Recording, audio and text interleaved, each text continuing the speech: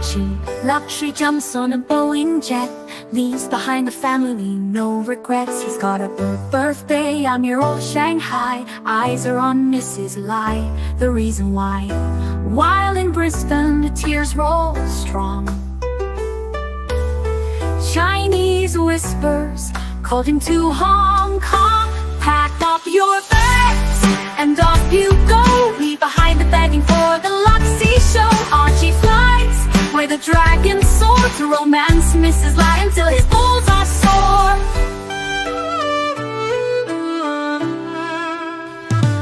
Archie's chasing dreams in the mystic land. Mrs. Lai brings coffee to his hand. Family's calls echo on the phone. He's miles away, lost but he's not alone. In old Shenzhen's glow, he likes to stray. With Mrs. Lai they bonk till the light of day. Pack up your bags and off you go. He's not showing up to New York, what show? Archie flies where the dragons soar to romance Mrs. Lai until his balls are sore. Though the tears roll down in Brisbane town, Archie's 3-inch dick flops all around. Celebrations in the neon night, forgetting home he's chasing new Asian delight. Pack up your bags and off you go. Leave the begging for the beach ball show. Archie flies where the dragons soar to romance Mrs. Lai until his balls are sore. Weeks later, Archie leaves his playground. Comes back home, he's Brisbane bound. Comes up with stories that he's going bust. Has to fool the punters to gain their trust. Pack up your bags and off you go. Leave the begging for the beach ball show. Archie flies where the dragons soar to romance Mrs. Lai until his balls are sore. Archie spent the punter's money, he's in a fix. Spins a story that he can't eat bricks. All the lonely simps believe his scam. Grab all their cash, shove it in his hand. Pack up your bags and off you go. He didn't bother with the New York watch show. Archie flies where the dragons soar to romance Mrs. Lai until his balls are sore. Comes on streams, he cries poor again. His mate Tan gives him $5,000, maybe 10. Archie thinks he's a big swing dick, cause the punters fall for his gypsy shtick. Pack up your bags and off you go. Didn't bother with the New York watch show. Archie flies where the dragons soar to romance Mrs. Lai until his balls are sore. All right, guys, welcome to the program. Welcome to the show, everybody. This is the Archie Luxury Livestream channel and the Archie Luxury channel, multi-streaming here across the Archiverse. I am your host for now, Patel Philippe. Archie Luxury will be here in a few hours. I think he's heading back to Australia from China, and he's going to do a bit of a short show. So I was like, you know what? Maybe I'll get some watch talk in, get you guys a couple of hours of watch talk, couple of topics we can talk about. Obviously, if you're in the chat, if you want to control the narrative, you want to talk about whatever you want to talk about, you can definitely send a super chat. It's not necessary during my segment, but does help keep the lights on, everybody. Now, I will start off by saying hello to everybody who's joined us in the chat. We got GD, who's asking, is he bended? He is not. Actually, I gave GD his wrench back. I don't know who the hell would take away GD's wrench, but GD, you are welcome here as always. We got Green Man in the chat. Tell us to pick up our bags. Tom L, who's saying good morning to the Pontiff. Now, Tom, the Pontiff will see this, but in a couple of hours when he's up, we're just, obviously this is a bit of a hangout. Everybody can hop on the stream, talk watches with me, and yeah, whatever you guys want to do. We got Mikey Casio GTR in the chat. Breguet Men and Beamer Ballons. Yes, sir. Yes, sir. We got Dr. Bob, who finally made it at the intro, finally, for the first time around. But look, Joseph D, thinks the song played out. A lot of people do. You know what, Joseph D, I've tried changing the intro. So for those that don't know, in StreamYard, there's an intro section and an outro section, and you can change it around, but Archie often just resets it back to this song being the intro. So until he really feels this played out, I don't know if there's going to be a lot of remorse for the chat. We got Bugsy Malone, who does love the intro. Look, I like the intro too. I think the intro's cool, but I can see why people look. I mean, all the previous intros I kind of got sick of as well. So we'll see how she goes. We got Jimmy joining us in the chat. Nice to see you, Jim. You got Rich Mitch. Yes, yes, yes. For those that don't know Rich Mitch, he runs a fragrance live stream. Check it out on the Rich Mitch channel. Really cool, actually. I'm not not really a fragrance guy. I like to mostly go there and troll Rich Mitch about random shit, but definitely check them out if you guys like fragrances. It's a really, really cool show. Dodgers have wondered why it was so early. Dodger, you don't have a wrench. So that means you're on the Archie Luxury channel. You may want to hop on to the Archie Luxury live stream channel where the majority of the chat is. So for those that don't know, we run, and we've been doing this for a couple of months now, I think. We've been multi-streaming. So when Archie live streams, mainly for the Archie show. We don't really do it for Lux's show, and Eddie doesn't do it for the Dungeon. But on the main show, we live stream it on 2 channels. We live stream it on the Archie Luxury channel. That's the OG channel where all the videos are at, as well as on the live stream channel. The reason why we do this is there are obviously different audience members that are not always part of the live stream daily community that we have. If you are listening to this on the Archie Luxury channel, definitely subscribe to the Archie Luxury live stream channel. We're about 100 people in the chat are there every single night talking. So if you do enjoy the chat, that's probably the place to be. If you just want to be in a quiet spot and just enjoy the show from the Archie Luxury channel, you're more than welcome to do so. We got Rich Mitch, first super chat of the night. Thank you so much, Rich Mitch. 2 British pounds, who says, yes. Rich, I will be talking watches today. We will get through it. There's going to be, we got our time with Eddie. Eddie's going to be doing prime time today because Archie's flying, so it's going to be a bit of a shorter show when he hops on. But yeah, look, we got the drama, we got the comedy, we got it all here, man. No, not to worry, Rich Mitch. Herman in the chat says, hi, Tan. Well, hi, Herman. Nice to see you, sir. Ken Fresno in the chat. Nice to see Ken Fresno. We got Jefferson Exotic. What's happening, man? And obviously, Dodger is now back on with his wrench. He knows he's on the right show. We got our second super chat of the day. Thank you so much, GD. 1,000 Argentinian pesos. It was really funny, GD, to see Eddie kind of calculate how much these Argentinian pesos are going towards his paycheck, and it was like not even a penny. So all good, but definitely appreciate the 1,000 here from you, sir. Who says, I'd like to thank Fair and Balanced, Tan the Man, CEO of Archie Luxury LLC, for restoring my wrench. Yeah, I mean, you shouldn't have had your wrench removed. I mean, I gave you that wrench, so, you know, I'm going to definitely restore it. I was the victim of de-wrenching, timing out, and peso shaming by rather a dislikable character, even though I tribute to Caesar. You definitely do. And following his command of leaving nasty comments. Absolutely, GD. You always like to have a bit of fun, bit of trolling, and that's welcome here in the Archiverse. It's always been, you know, when I always talk about the 3 pillars of the Archiverse, you know, you got the Watch Talk, which is where this channel started from. Don't really do a lot of it that much anymore. I try to kind of steer it back a bit to a bit of Watch Talk. I was doing that last night. And obviously when I do come on the show, I primarily talk about watches.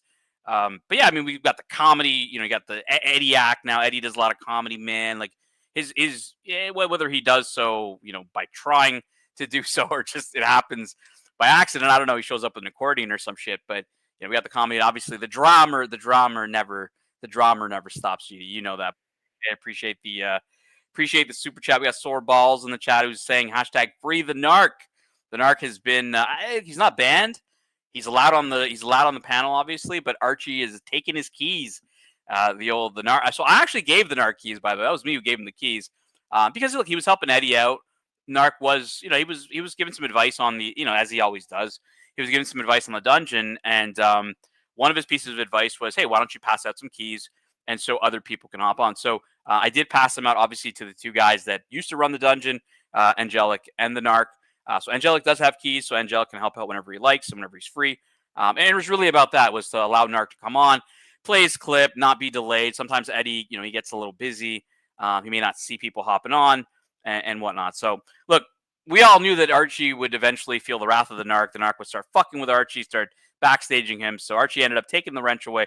Like Narc's wrench, his keys are often short-lived in the Archiverse, primarily because of Archie. I don't really give a shit if that guy has keys or not. You know, he knows what to do not to take the channel down. That's really what I worry about is, you know, the only thing I told Eddie when I gave him the keys, you know, when I actually offered him his deal with Archie without even talking to Archie, was the one ask I had of him was, don't get the channel struck. Don't take the channel down. You can do anything else you want. You can run the ship the way you want. I'm not going to interfere. I'm not going to be involved because I believe the dungeon is, you know, it is for the Archiverse. It is a neutral ground. It is for the community. It's for those that, you know, are in our verse or in the Shadowlands, you know, that go on other streams and whatnot. It's a place where nobody should be, you know, timed out or banned or, you know, whatever, unless it's really crossing the line with like racism or doxing and all the, you know, the stuff we all know is offside. Everything else, look, dungeon, everybody's, I mean, Doc's report was in there, and it was, no problem, right? Because if I'm going to ban docs and allow other people, it's hypocritical. There's no point of it. It kind of breaks the whole mold of the dungeon, which a lot of people, whether they are, I remember Diego saying this like a year and a half ago, 2 years ago. If someone asked about the dungeon, do you watch the dungeon? He's like, well, doesn't everybody?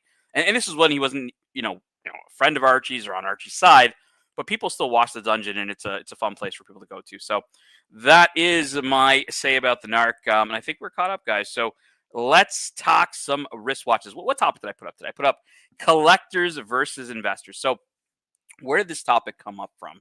I obviously, as you guys know, I politic and I parlay and I talk to people in the Archiverse, whether they're there today or they're not there today. I mean, I still talk to people that were in the Archiverse 8 years ago that are not here today. And, just kind of get everyone's kind of take around, especially those that aren't here that I don't see on a daily basis, why, they're not around, because not necessarily just around Archie, but around, YouTube or watch YouTube. I'm like, hey, did you switch to another platform? Are you watching TikTok? What are you guys doing today? And a lot of them are just like, look, I don't really collect watches, or I'm a bit disinterested in watches. And a lot of these folks that I talk to, some of them are not long-term collectors. Some of them are collectors that started collecting during COVID.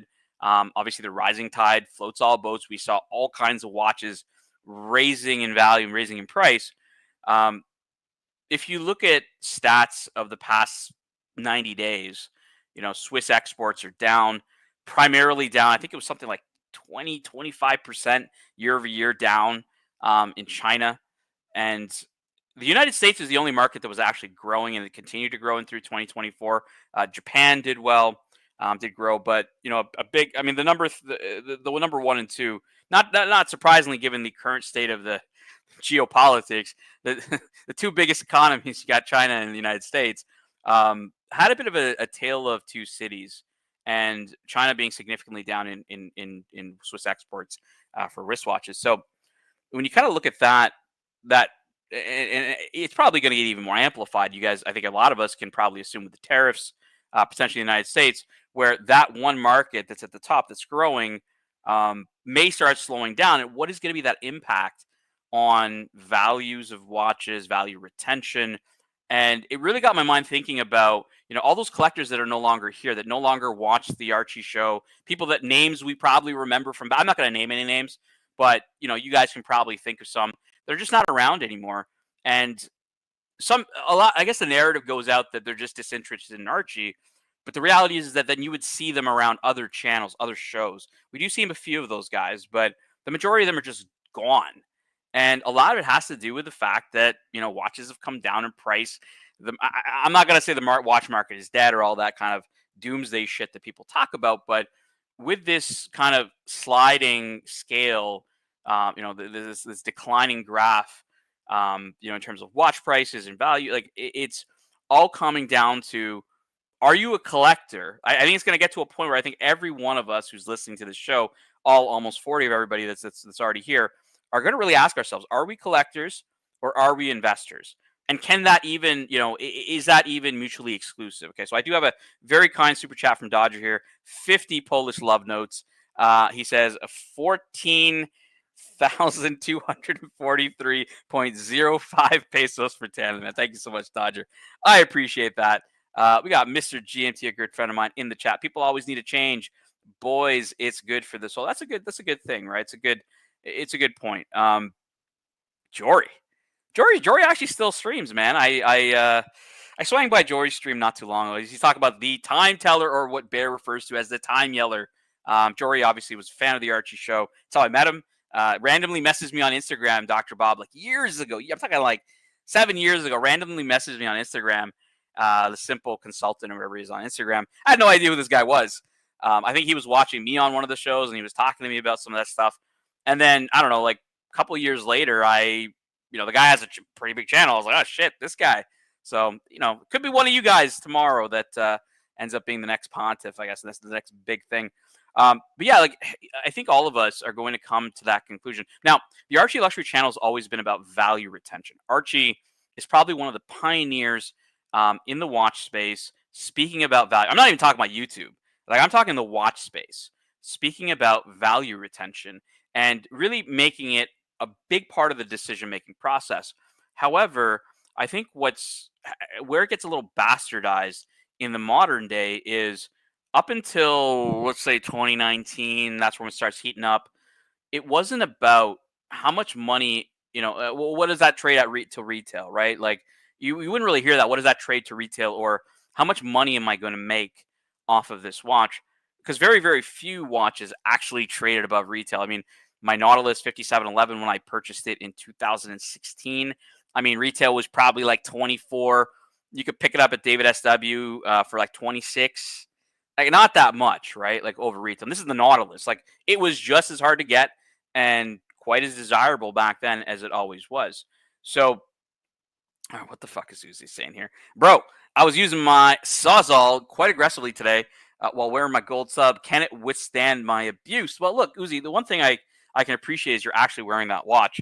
Something that a lot of people just don't do, especially with a gold watch, and especially with Rolex. A lot of people just fucking put that in the safe, or you could be like plastic and put a bunch of condoms on it. I was watching ER the other day on the dungeon, and she started trolling plastic about putting condoms on as well. I thought that was hilarious. Like, ER is a very classy, woman. She hops on the stream. She's very cool, but her trolling plastic about the condoms, that killed me. I really enjoyed that.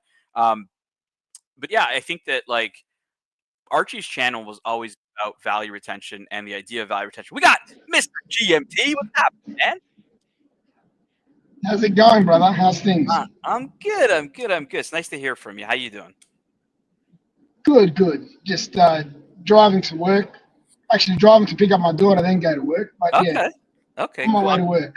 I'm talking collectors and I love your topic, bro. The topic that you've got up is very interesting. What do you think? Well, what's been? I was my whole mind. Yeah. Tell me.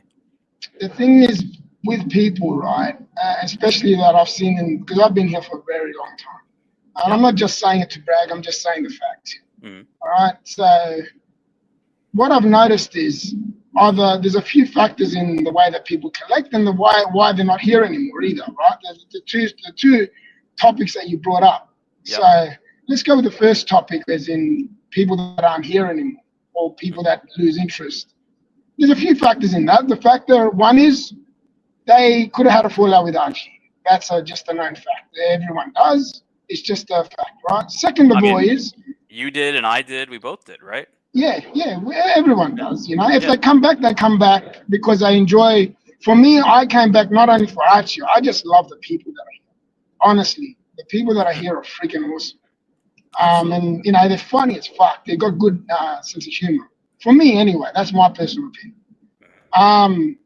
But in majority of people that aren't here anymore is they lose interest in the fact that they don't collect as well. They stop collecting. They've lost this interest in that as well. The way that they collect, the next topic is the way that they collect, but I collect anyway. You can tell a collector between a collector and an investor is in the way that they collect. That's how you can tell an investor between a collector, all right, and what they enjoy. For me, I'm a collector because I've got all the oddballs. If you have a look at my collection, I've got all the oddballs. I've got obviously some popular watches, but I've got all the oddballs. You know what I mean? And that's how you can tell someone that's passionate about what they. That's a really good hobby and enjoy. Yeah, GMT, that's a really good way of putting it, because I was struggling with this. I'm going to ask you this question. I was really struggling with the idea of, look, those hardcore collectors like, Higgins, right? Like, let's think, you and I know him very well. He is very much against the investor, right? Does not like the investor. He is like hardcore about buy what you like type of stuff, right? But to me, it's he does invest as well. He does invest. That's the thing. Right. But that's the thing is, can you really separate it? Is it really a separation? There may be people that lean more towards investing, but I would never go so far as to say they're not a collector. So that's really the question I have for you is, do you think that they're mutually exclusive, collecting and investing? And is it about a balance, like, before you kind of lean to one or the other? You tell me what you kind of see. Well, I've got a few friends that I know personally that love to collect and invest. So both. You know what I mean? They enjoy the hobby to get the different pieces. They swap them over like they do their underwear. You know what I mean? But they also like to make money on it. So they don't want to lose money. Obviously, who likes to lose money, realistically, right? Nope. And funny thing is, I always lose money because I'm always buying the oddballs, but I don't give a shit because the fact is, I'm enjoying what I'm doing. If I'm not enjoying what I'm doing, I shouldn't be doing it, right? So I don't care if I lose my money, I lose it, but I enjoy doing what I'm doing. It's like going into an arcade machine, right? Game, right? So you're going into an arcade thing, you're going to lose money because you're going to get enjoyment out of it, right? So you're going to go play that pinball machine, you're going to go play that arcade game. But you're going to enjoy playing that arcade game. You're not going to care about losing that money because you've enjoyed doing it. That right? actually, And that's how I look at my collecting journey. No, that's I don't care. But that's perfect, GMT, because I mean, kind of, it was a really tough topic for me to think about and really get into a stream because it is a very polarizing topic. So like you said, some people really enjoy both sides. They like watches and they like making money. You're kind of the perfect guy on the panel because you do collecting outside of watches. When you talk about like your Superman collecting and whatnot, is it the same? Is there like some of it is about making money and obviously the price it's exactly the same. It's exactly the same. It really is. It's exact because I've got pieces in my collection, in my Superman collection, that are worth nothing. That I won't get my money. I want to give a shout out to Watch Yourself George. He does run a live stream. We've been trolling him a bit on his live stream. How's it going, Alex? Let's give it a quick shout out, Alex, to watch. Sorry, I just Oh, hey, GMT, I appreciate it. Watch Yourself George, cool guy. We were trolling him a little bit on his live stream. He's obviously welcome here in the Archieverse. Watch Yourself George. The link is pinned. Everybody's allowed on. We just are doing a bit of a hangout here. We got our good friend Alex in Germany. Alex, I'm going to call you because you're German. You're in Germany. I know you're not German. You're American. Alex, born in Queens. You need to change your name to the Deutschland Dweller, please. Sorry, boys. I just cut out. I just sorry about that. No, born in Queens. I wound up in Germany with the American military, electronic warfare back in the day, old Cold War. Yeah, man. I actually quite enjoy Alex's stream. For those that don't know, Alex is talking timepieces. Does a great stream on Sundays, and yeah, I always enjoy it. I love when you pull up the your electronics magazine because Alex, I'm such a huge nerd, and I'm like so nostalgic over magazine. I'll make you full screen here. Power Electronics, edited by Alex, and famous author as well. Alex, you also have written books. Always great on the panel.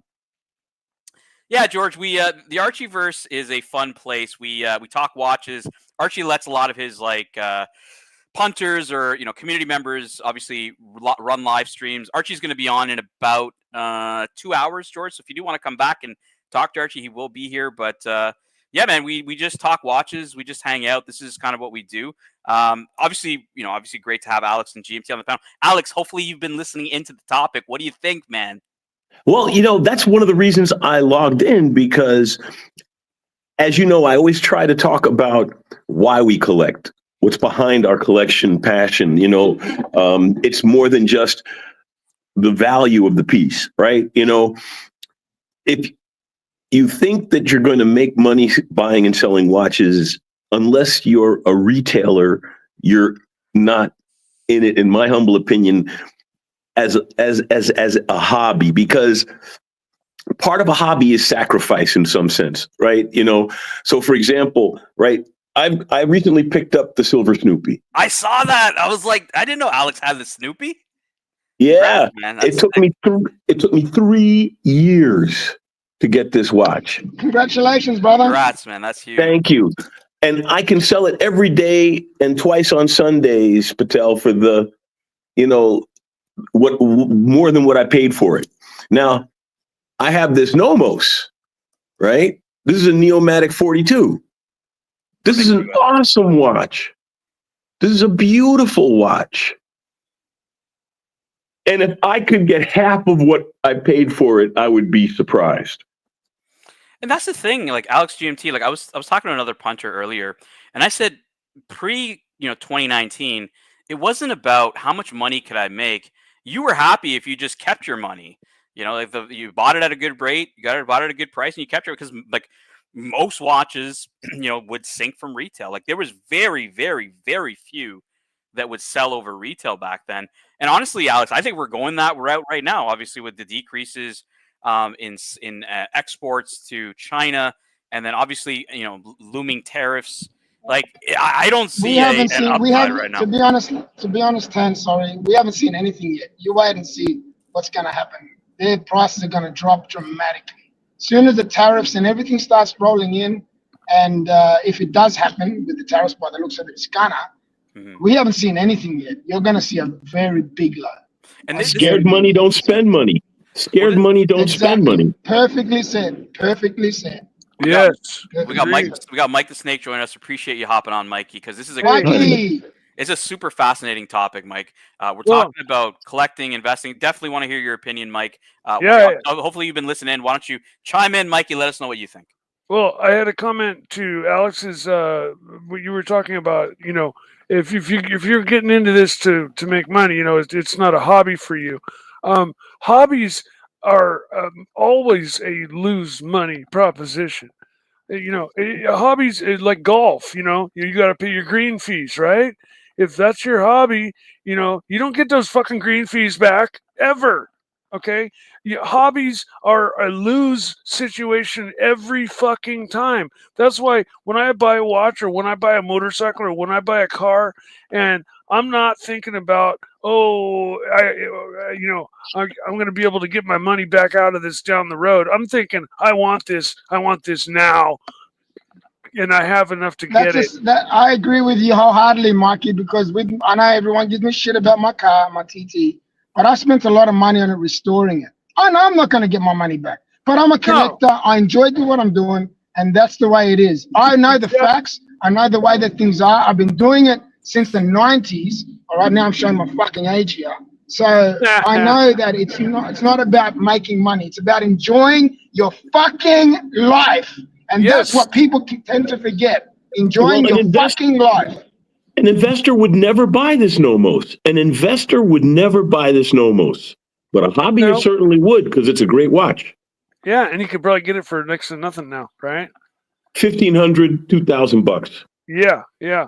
No, hobbies. I've lived my entire life following my hobbies. Whether it be the model gliders, setting the world speed record, with model airplanes, or racing cars or racing model race cars, or airbrush painting the bodies for those cars. I used to make like $800 a day painting those car bodies for people, but that was a long, hard day. That's what actually burnt me out. But everything I've done has always been following my hobbies, my passions, and it's always been a money lose situation. I've never even considered making money at it, except for like lately the resin pours, the vases that I started making. That I went into thinking I can do that, and I can make it look just as good, and I can make money at that. And so I went and Craigslisted a fucking 50-year-old craftsman wood lathe for $100. And I got myself the most basic tools, and I just, started, scraping away and making shit.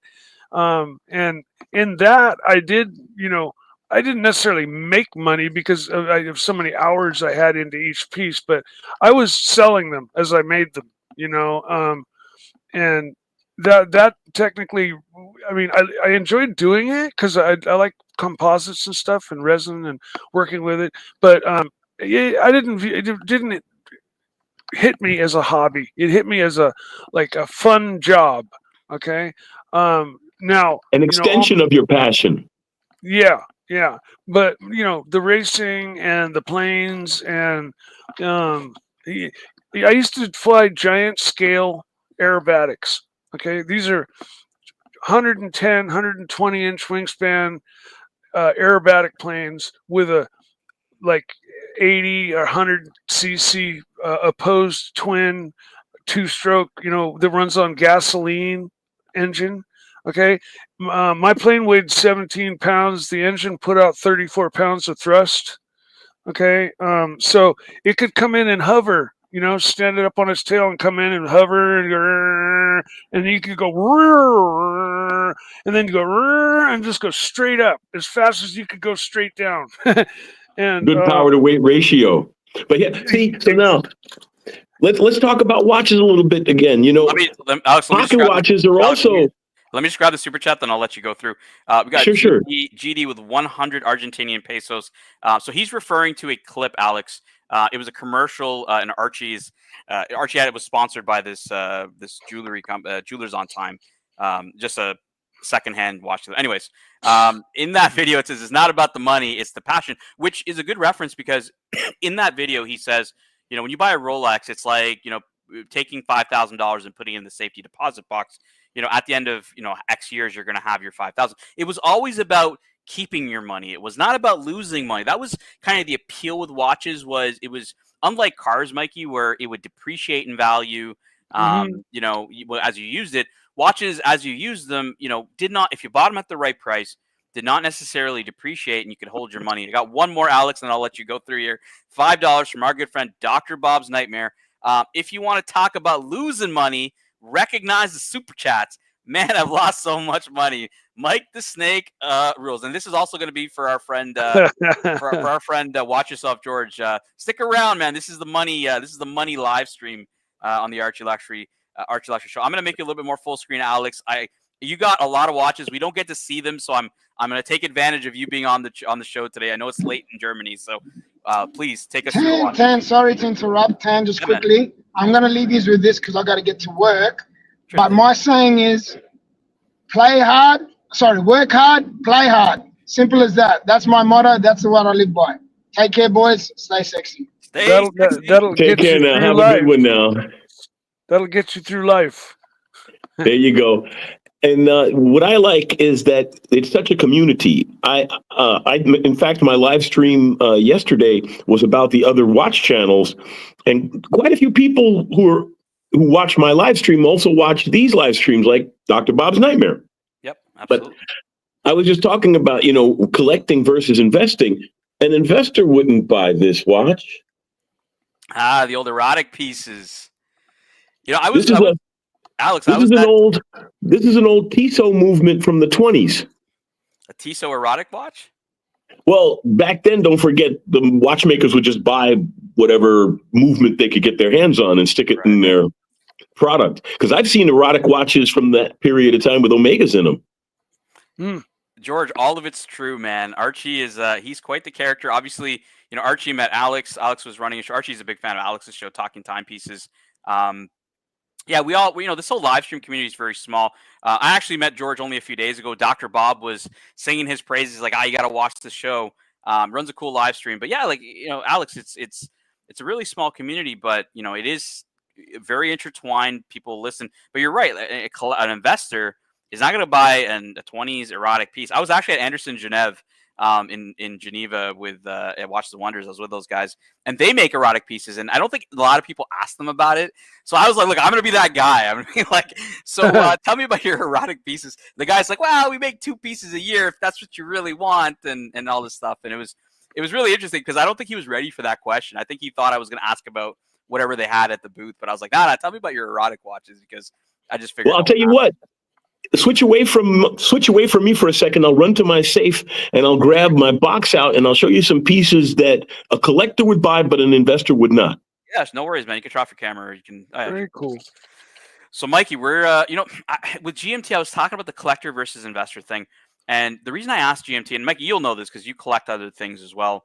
You collected knives and stuff like that. There is that element of people they like making a bit of cash off of their collectibles. I think in the watch game, Mike, it's just so much.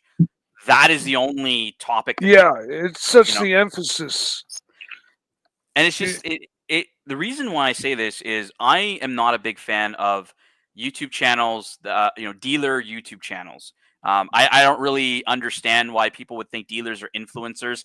I would never take a used car salesman's word for it to tell me what to buy. You know what, Mikey? It's just weird. If you kind of put it in that context, I think it sounds strange. But yeah, when these dealer channels become influencers, I mean, they only want to buy and sell what's quick. Take 30 grand, Mikey. If you could take 30, if you're a dealer, you have 30 grand cash. Are you going to buy 3 Rolexes that you can flip in 24 hours, or are you going to buy a Patek Philippe World Time that's going to take you 2 to 4 weeks to flip, right? And that's your money. You're going to go with a Rolex. So they only talk about what is easy to flip. And when they become influencers, that pushes people to think, oh, fuck, I can only get the watches that are, going to make money. Yeah, you're kind of like, oh no, I got to stay away from that watch, Yeah. And yeah. So Go ahead, Alex. here we go. First one, oyster quartz. Beautiful. Okay. The Deutschland dweller. The Deutschland dweller. The land dweller's great grandfather or grandfather. Exactly. But this is one of the cheapest Rolexes you could buy today. I paid $4,000 for this only 2 years ago.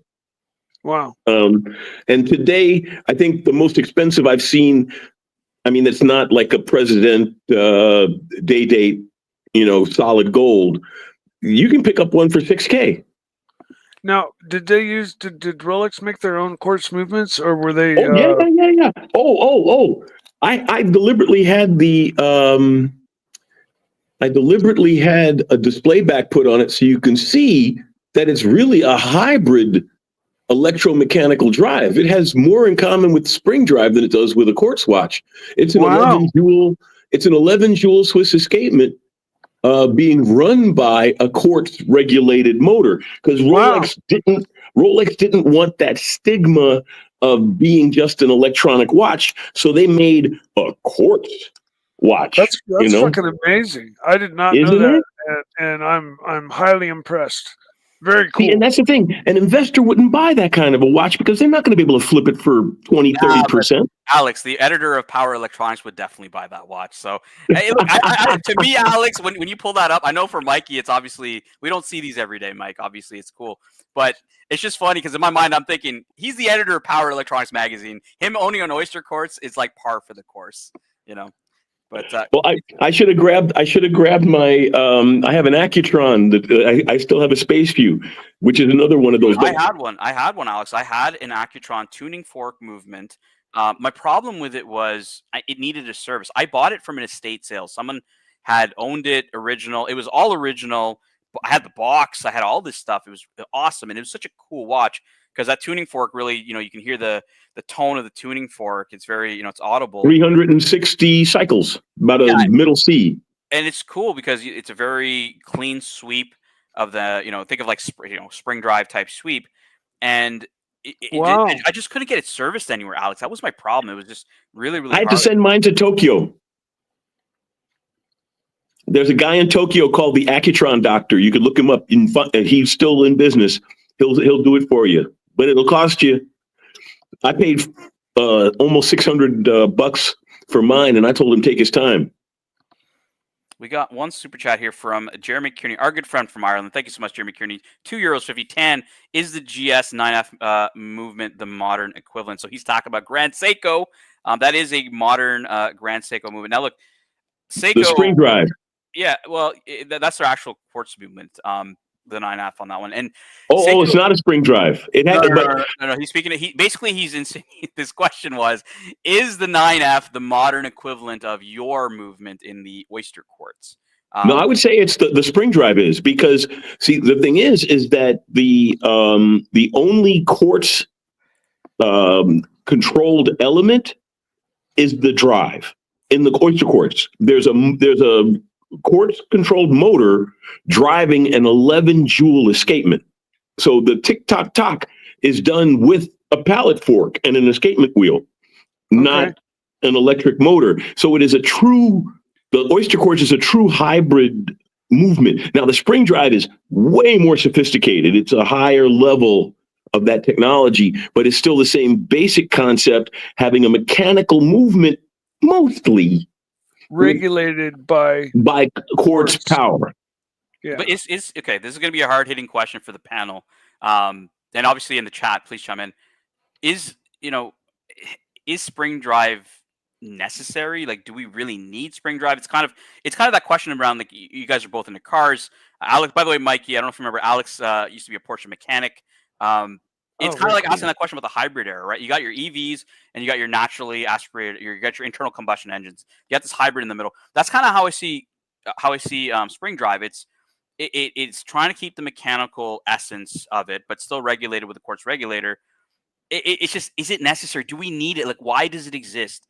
You know, should it exist? Is really the question. Variety is the spice of life. What he said. Like, And not to mention, think about a hybrid sports car. It uses the electric motors for the low end torque. Yeah, and think about a tourbillon. Like there's a perfect example. Like, it's you pay huge for it, and it's kind of, it was one of those things that didn't improve things as much as they thought it was supposed to, and so it just got kind of phased out, and only on the highest dollar watches do you find them. But what's that? It's an interesting point, Mikey, because Seiko's when Seiko first came out with quartz and the quartz Astron, Alex, that was a gold watch. They produced that watch as a luxury item, not a cheap shitter, right? Like we quartz right now. All right, Alex, why don't you show us? I'm going to make you a little bit more full screen here so Mikey can see it. Pull it up, Alex. Thanks, man. This is the Mont Blanc Nicholas Roussek. Yeah, I think you showed this on the show. Tell us what's special about this, because this is one of your favorite watches, Alex. It is one of my favorite. Actually, the funny thing is that I like owning it almost more than I like wearing it. I mean, I do wear it on occasion, but I like having it because it is such a horological piece.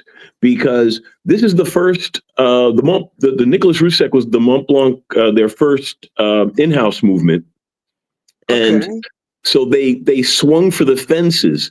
This is a mono pusher, vertical clutch, column wheel, GMT chronograph. And here, I'll show you the GMT. Well, I just realized all the hands were lined up. But yeah, you see that little blue hand? Yep. That's the GMT hand. So when you're both on the local time, of course, the hour hand covers the GMT hand, but then when you're traveling, it opens it up. And everyone's jerking off about the Parmigiani Fleurier that does it, and the Nicholas Roussek does it for a tenth of the money. Well, maybe not a tenth. You could pick up one of these used for maybe $5,000, but it retails for 10, so no investor would touch this thing. But a collector would buy it used and keep it in their collection. I only paid $4 and change for this, and you can't get this level of horology at that price from anybody. I mean, even they don't sell it at that price. That's the aftermarket price. But because Mont Blanc doesn't have any resale value, you could pick up a watch that if it were from Omega, it would cost $30, and if it were from Patek, it would cost $150. When you buy that watch in the secondary market, I'm not going to ask you the price. Archie obviously loves to ask, how much did you pay? I guess the question is more $4 and change. Okay, so $4 and change, right? So you paid $4 and change. Are you seeing that watch is, like on the market for way less right now, or is it just sitting around $4 and change? About the same. Well, a watch like that is like a Speedmaster, right? Once it hits its, market value, it kind of cruises along at the market value for the foreseeable future. You know what I mean? But that's a great point, because if we're just focused on what does it sell to MSRP, you are giving up so many watches that, you're not going to maybe make money, but you ain't going to lose money either. Give or take a couple $100 or whatever, maybe. If you buy it used, you won't. You won't. So but honestly, Alex, nobody talks about this anymore. We used to talk about it, that you wouldn't lose money, you would just retain your money. But when you bring up like a PAM Luminor or whatever, people are like, fuck, it's a sinking ship, don't buy it. But if you buy a PAM 111 on the secondary market for $4.5 or $5, you're going to be able to sell that for $4.5 or $5. You're not going to lose any money. You're not going to make double. Yeah, it's already hit. It's already lost its right. It's already hit its market value. Yeah. So then you're giving up all the enjoyment. This is why I'm happy that Alex is describing his watches, because it's going to describe his enjoyment, and he's not really at that much risk monetarily. All right, Alex, what do we got on the screen next here?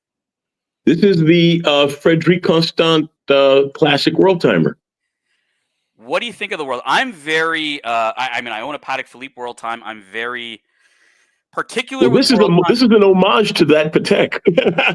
Yeah, I'm just, for me, when I look at World Times, I look at World Times as a complication that's very romantic. It's supposed to evoke emotion, that smaller world, traveling to those places, friends in those places.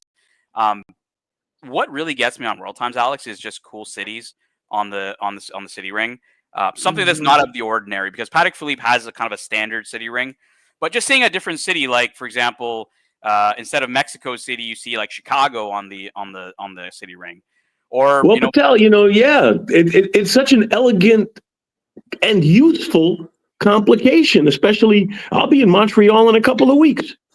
well, that's an interesting thing, because back in the day, we're talking in the 30s, the 20s, even up to probably the 40s, on the Patek Philippe World Times, the Eastern Time Zone had two cities, had New York, obviously, and Montreal. And I always look at these, Alex, as a time capsule, because it shows the sphere of influence of different countries in the world that may have changed to today. Now, the Eastern Time Zone is dominated by Alex's hometown, New York City. And for Alex, for you, man, it's probably not gonna be hard for you to find a World Time because New York's on the dial. But for Mikey, who lives in Northern California, or me, who lives in Canada, like, it's getting slim pickings, man. It's getting slim pickings, I guess. But Agreed. But yeah, no, and the Frederic Constance, another one an investor wouldn't buy because you're not going to get your money back. Mikey, sorry, I'm dominating the conversation here, Mikey. Chime in. Tell me what you think of these watches, Mike. Please. Good point, Mike. Please. Oh no, I'm agreeing with everything you're saying, because I'm the kind of guy that, like I said, when I want it now. Like my last two watches I bought at the top of the bubble. I paid $16,000 for my sub and my James Cameron. And Ouch. yeah, Ouch. and then I sold them like for very much less. And so I'm an expert at losing money, because I don't really care. I don't go into it. And timing has a lot to do with it. Like when I have money and when I don't have money. If I have money and the bubble's high and I want something, I don't care whether the bubble's high. I want it. So I go get it.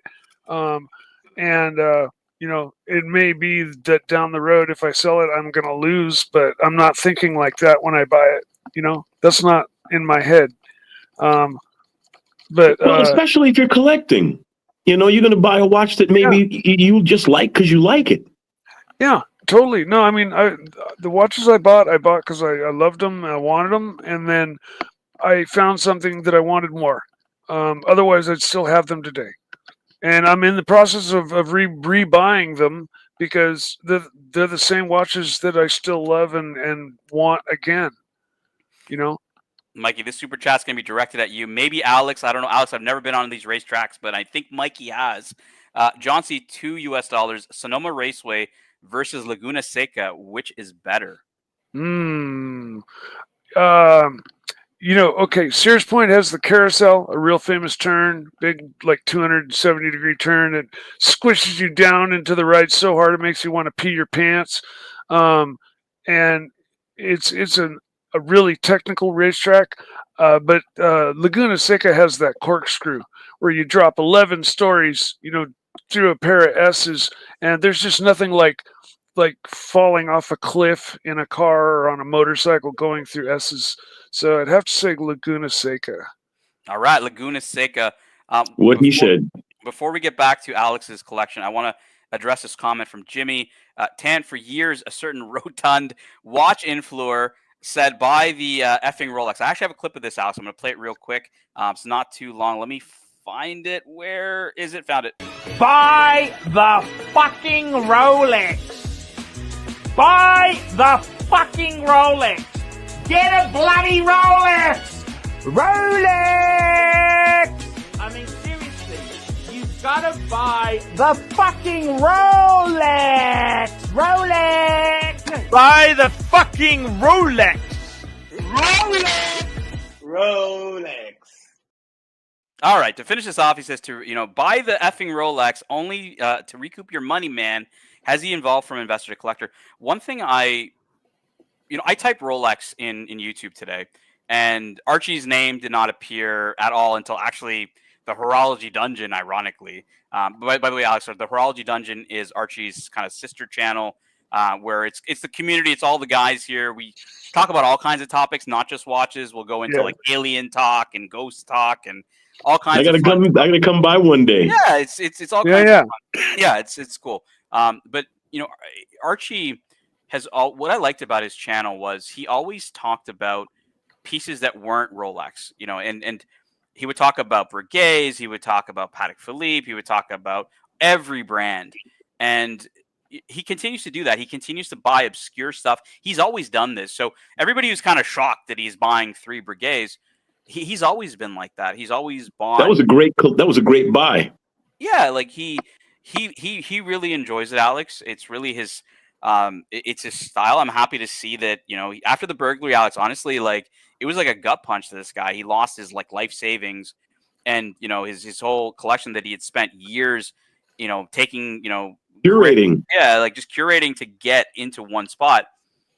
And then, so for me to see him being passionate about something, hey, I'm going to take the win on that one. But yeah, sorry for that, Alex. I know you got a lot of watches. I want to see them all. I've been no problem. I only have a few more. And I did want to comment on, that recent acquisition of his. Those 3 pieces could literally be his only collection. It's a perfect 3-piece collection. He's got the sports watch, the dress watch, and the daily wear. Tan just mentioned style. Archie's style is what it's all about because, like, okay, if you take the analogy of a train on a track, somebody up ahead has their hand on the lever of the track switcher that makes the train switch onto another track, right? So 2 trains don't hit each other. And somebody sometime recently, like, because up until recently, he was like, fucking Rolex, buy Rolex is best, Rolex. And, he did talk about his Pateks and other watches as well, as Tan's mentioned, but he was like very pro Rolex. And then somebody up ahead of the tracks went and pulled that lever, and he just went onto a different set of fucking railroad tracks, like completely. And like now he's a Breguet man, and Rolex, is, not lunch meat, but it's not. It's just Archie has a great style about him, And Rolex isn't Breguet, that's for sure. Breguet is the better watch. Oh, I agree completely. Speaking of lunch meat, Mikey, we're gonna handle this super chat here. It's an interesting one from John C. $2. He's talking about the coaxial statements. Coaxial is superior. Why doesn't Rolex use it? So I'm gonna answer this question. Obviously, Alex and Mikey can chime in. Omega actually bought the rights for the coaxial escapement from George Daniels. So I don't know from a patent perspective how many more years. That's usually what happens when a patent runs out. Then you can, everybody's just going to adopt it. That's what happened with like the rotor, the self-winding rotor. Second that patent ran out, everybody's using, self-winding rotors. So yeah, that's why Rolex doesn't use a coaxial escapement today. Alex, Mike, anything to add on that one? I don't know. I don't know if I got that wrong. I think I got it right, but you guys let me know. You're mostly right, Patel, my friend. Or no, you want to say something? Go for it. Okay. You're mostly right. They did license the Daniels technology. But I don't know. I do believe companies will pick the technology up once it comes off of patent, but I don't think Rolex will, because I believe that they have developed a satisfactory alternate technology in their escapement. They have also developed a low inertia, low friction escapement technology that they're currently using. The Land Dweller uses it. So I agree with you about that. How far back does that go? Which one? The Daniels? No, the technology that you're talking about with Rolex. The Rolex technology only goes back maybe a decade. Okay, and it was experimental up until that point. But like I said, the new Land Dweller has it. And also, I think they have it in the latest, the 3120, I believe it is. But it's basically also a low inertia, low friction escapement solution. So I do believe a lot of people are going to adopt the Daniels movement once it comes out of patent. But I think Rolex and a few other companies, Seiko, have developed their own escapement technology that is comparable. I've owned a few Rolexes, and I've owned a few Seikos, and those are the only two brands that really come to mind that you know can do the 3-foot to drop on asphalt test and pretty much know there ain't nothing going to happen. You know, Rolex is so durable and so robust, and so is Seiko in most of their stuff. That you know, if you get a decent Seiko or like just any Rolex, they're you know they're tool watch strong and durable. You know, their movements they're just so they don't have any reason to change. You know, they've already got a product that fucking you know is sturdy and works perfectly, and that you know, I mean, if they want to like really uh, tighten up the accuracy thing, you know, then things might change. They might go to new movements or new design parts or something. But you know, if they're sticking with +4, +6, -4, right, or whatever. Well, no, Rolex is +2, -2. Okay. And Metas, which coaxial is not necessarily Metas, but coaxial with a silicon escapement is Metas. To answer that Okay. question that came in from the audience, I noticed one came in about is Metas is coaxial Metas. Metas is also about the anti-magnetism, which you only get with the silicon hairspring. So coaxial is Metas for the accuracy, the +5, but also the anti-magnetism, the silicon hairspring is what gives it that. Okay. The silicon's amagnetic. It's essentially glass. Yeah.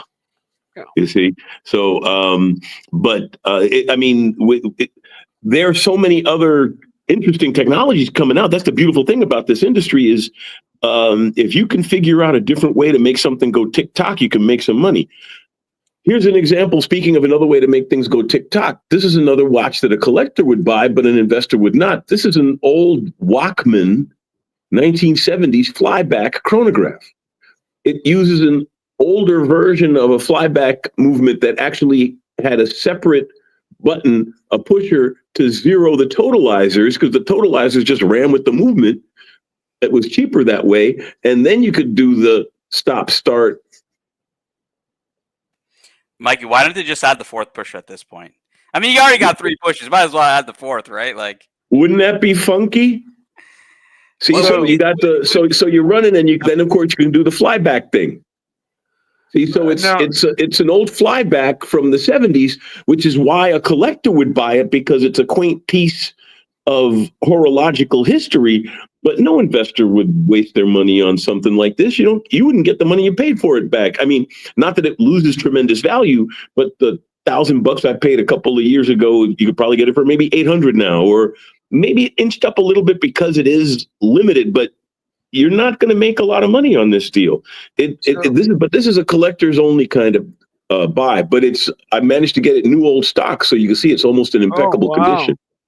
Did I hear you mention that the subdials basically run with the movement, and that's what this other button's for, to zero them before you run the stopwatch. So are you able to actually stop them and then start them with the stopwatch and start all of them? Is that how it works? Yes. But then you're also able to stop. Are you able to stop the 3 subdials with the other left-hand pusher and separately from the flyback? You stop them. Well, actually, you don't stop the subdials, but they assume that you have more than a minute to read the what the stopwatch said before the subdials move on. but yeah, it's actually, you would actually have to read the result within a minute, or the subdials would move on. Okay. Interesting. Very cool. It's funny, Alex, just watching you even on the, talking to Mike about this, just, how much it shows that you love just the quirkiness of it. You love, these kind of watches.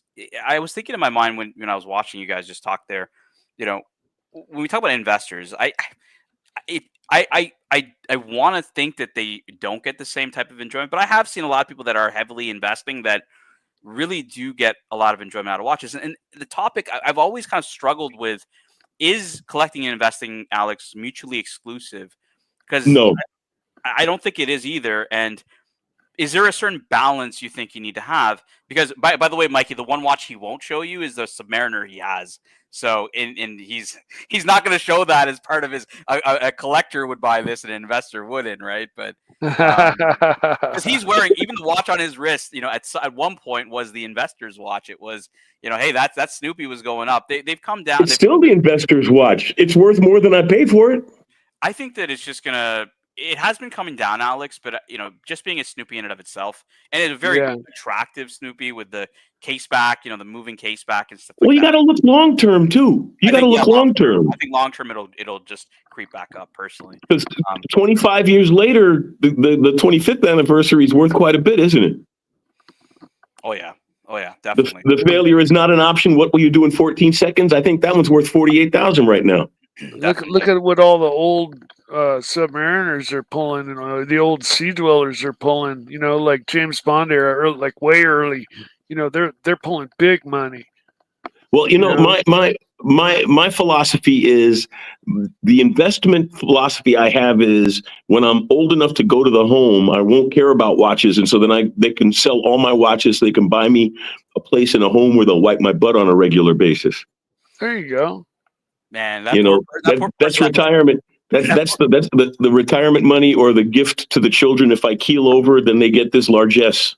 Alex, I'm thinking in my mind that poor person that has to sell that Mont Blanc and that Walkman that you just talked about. Like they're gonna have a bit of a tough time. They're probably gonna be cursing you for buying these watches and say, well, why couldn't Uncle Alex just buy like some Rolexes, man? Like that's what I'd be thinking, man. That's what I'd be thinking. Bull of a lunar pilot with the meteorite dial. Oh wow! Look at that. It's only worth about 1,500, and it won't be worth much more. But it's a great collector's watch. This is the beater you wear to the bar when you don't want to wear your Speedmaster, but you want a cool space watch. This is the brand that had the Mike. You probably know this, Mike. The Bulova was the first brand, not just watch brand, but brand that had a commercial on U.S. television. It was during a Brooklyn Dodgers game way back when.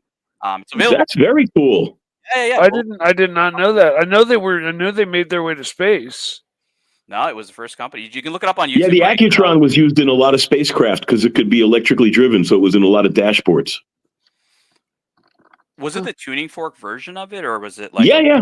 Wow. The tuning fork version wound up in the dashboards of a lot of spacecraft. It went up first in the Vanguard satellite in 1957 and didn't appear on the wrist until 1960 because it was originally a controlled technology because timekeeping is a strategic asset. Yeah. Very cool. Here we go. Last but not least of the. You could probably say the Longines, but Longines, no investor would buy a Longines. But I do like my Moon Phase. But this one is another one that an investor wouldn't touch, but a collector would buy. This is an old 1970s Omega Memomatic mechanical alarm. Oh, Love it. I love the old Omegas, the pie pans, the bump movements. I love all those old Omegas.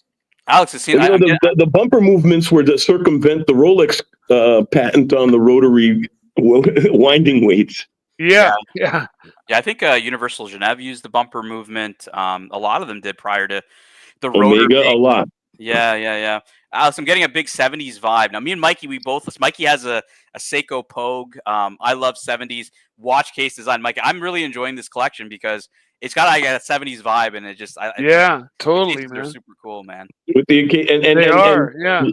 last but not least, the Cartier, worth buying, but not as an investment. That's a tough one, Alex. I think, are they going to go up in value? Probably not. Definitely going to buy a Santos for what, 5,000-6,000, and they retail for 10. Yeah, they do. They do sink from retail, but I mean, I don't know if an investor wouldn't buy it. Maybe solely not to for wear. Yeah, they buy it to wear. To me, Cartier is has its own little slot.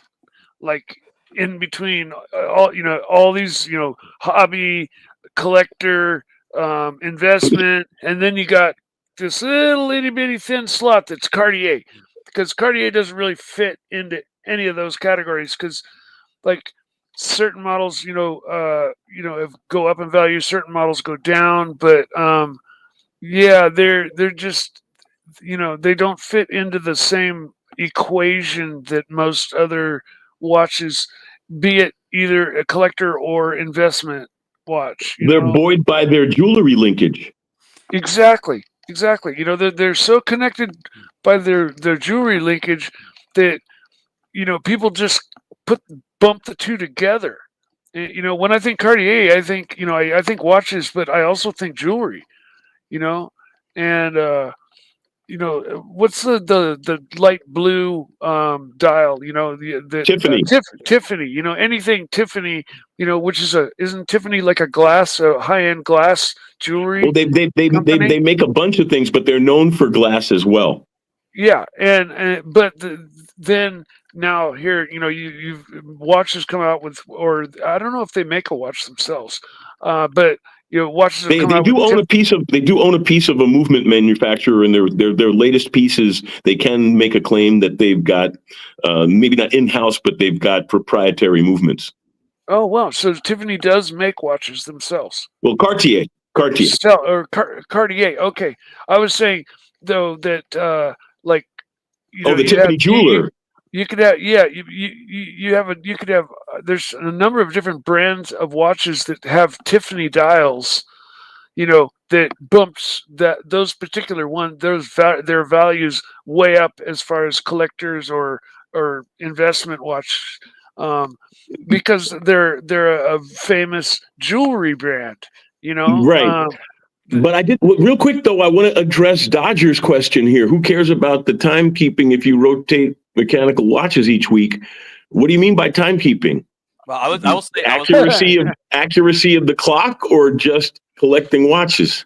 Alex, I'm gonna address Dodger too here. Dodger, this is the easiest way for you to defeat anybody who hates manual wind. Okay, so when they say, "Oh, manual wind," and they scoff at it, right? Oh, I love manual wind. All those guys, I can guarantee you, have more than 6 watches. And when you get past 5, 6, 7 watches, every fucking watch is manual wind at that point. So, that's how you defeat a naysayer of manual wind. He's right. You got to set all these things every time you pull them out of the box, except for the quartz ones. Yeah. Even then, like quartz, everyone scoffs at quartz. It's not like every, high accuracy quartz and Grand Seikos. Alex was talking about his oyster. The high beat boulevard. Yeah, there's a lot of interesting quartz pieces out there. It's just folks just don't. It's like when they hear quartz, it's like a fucking allergic reaction. It's like, oh, quartz, come on. I'm not gonna look at quartz. But that was kind of to my question about is spring drive necessary? Is it superfluous? Because in my opinion, it's superfluous. I really don't see the point of it. And I look at variety. Interesting. It's an interesting take on the tech. Yeah, it's just is that what people seek, right? Like, do most watch some people do. Some people do, right? But if you're running a business, you're not running it, generally speaking, on the sum. Especially if you're Seiko, you're probably running it for the majority, or where you could sell it the most. And it's a weird one for me, Alex. It's just people love mechanical watches, and some people like quartz watches. Quartz are superior, watches to, generally speaking, superior watches to everybody from an accuracy perspective. So why would you want to modify that to have a sensation or an emotion of a mechanical piece? Like hybrid, I get right now because, we were transitioning from internal combustion to hybrid to EV. But I think long-term hybrids are going to be this kind of weird era that nobody's going to care about. It'll bridge over to other technology. I just feel the same way about spring drive. I think it's just to me, it doesn't have a lot of appeal. I have a friend who bought, Alex, a $50,000 Grand Seiko, and I believe it was spring drive. And that was the only thing that bothered me was like, it's spring drive? Like, come on, man. Like, at least buy a mechanical watch at that point. But Patel, in one sense, right? If you think about the Japanese aesthetic, part of their aesthetic is also creative complication, creative presentation, and to have a watch that is essentially mechanical. All right, the spring drive is hybrid, but it's hybrid in a way that very few things are. The only ingress on the mechanical system the electronics play a role in don't even make physical contact. It's a magnetic clutch. It's not a physical clutch. Mm-hmm. And so essentially it is a mechanical watch, just it instead of a pallet fork and an escapement wheel, it's got a quartz regulator and a magnetic clutch, which harvests the energy to run the system, which is elegant as hell. So I can see your trepidations, but if let's say you are someone who would appreciate the fit and finish and craftsmanship of a mechanical piece, but demands the accuracy of a quartz watch, it's that or the oyster quartz, pretty much. I mean, Yeah. Alex, I would say that 9 out of 10 people are. I'm going to go with 9 out of 10 people that walk into a Grand Seiko authorized dealer, looking for a spring drive, are not going to look for it for that reason. They're going to look for it because they love the smooth sweep of the hand.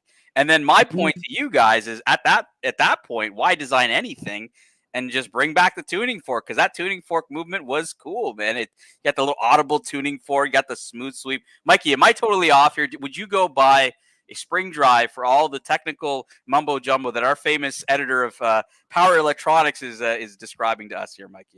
Well, you I think you basically only find spring drive in the Grand Seiko range, so they're in their higher end range of watches. So I consider them hot horology, and yes, I'd rock a spring drive. I don't gravitate towards them. I don't gravitate towards quartz either. But I do find Accutron's really cool. And yeah, there's 2 or 3 quartz watches, like the Cartier and the Oyster, the Rolex quartz that, are like the exceptions to the rule because of the company they are, but otherwise, yeah, if it's quartz, I'm like you said, like, it's like, no, you said a bad word, and it's got to be mechanical, or I'm not even gonna even take a glance at it, Sorry. Now, if you say it's a Cartier quartz, I'm gonna say, let me take a look at that thing, or if it was an oyster quartz, I would say, let me take a look at that thing, or if it was a spring drive, I would be like, let me look at that thing. I want to see that thing, man. Mike, that brings up a great point. I really want to ask this question to Alex, because what you just described, right? Like you're associating the brand to quartz, and it's maybe normalizing it a bit more for you, as opposed to, a Seiko quartz where, like you said, you have a bit of an allergic reaction. Alex, the question to you here is, why have the Swiss brands kind of turned a bit of a blind eye to spring drive? They have not vehemently, I'll give you an example. Like when Tag Heuer brought out a very cheap tourbillon, like all like Patek Philippe and all these guys were up in arms, like, you can't do that, like you're going to devalue what we do. Why have they not had a huge reaction to spring drive? Because like Mike was describing, I mean, quartz really took the industry by storm. I wouldn't they be a little apprehensive if that happening again, or like why is that happen? Why are they not, like, why are they just ignoring it, I guess? Well, I Patel, I think after the quartz wars, the dust settled. Yeah, mechanical survived by going up market, right? Mm-hmm, exactly. And because quartz revolutionized timekeeping, but the dollar talks and bullshit runs the marathon, right? And so once mechanical came back and was perceived as better in the luxury sense, the Swiss didn't have to go to spring drive, not invented here syndrome.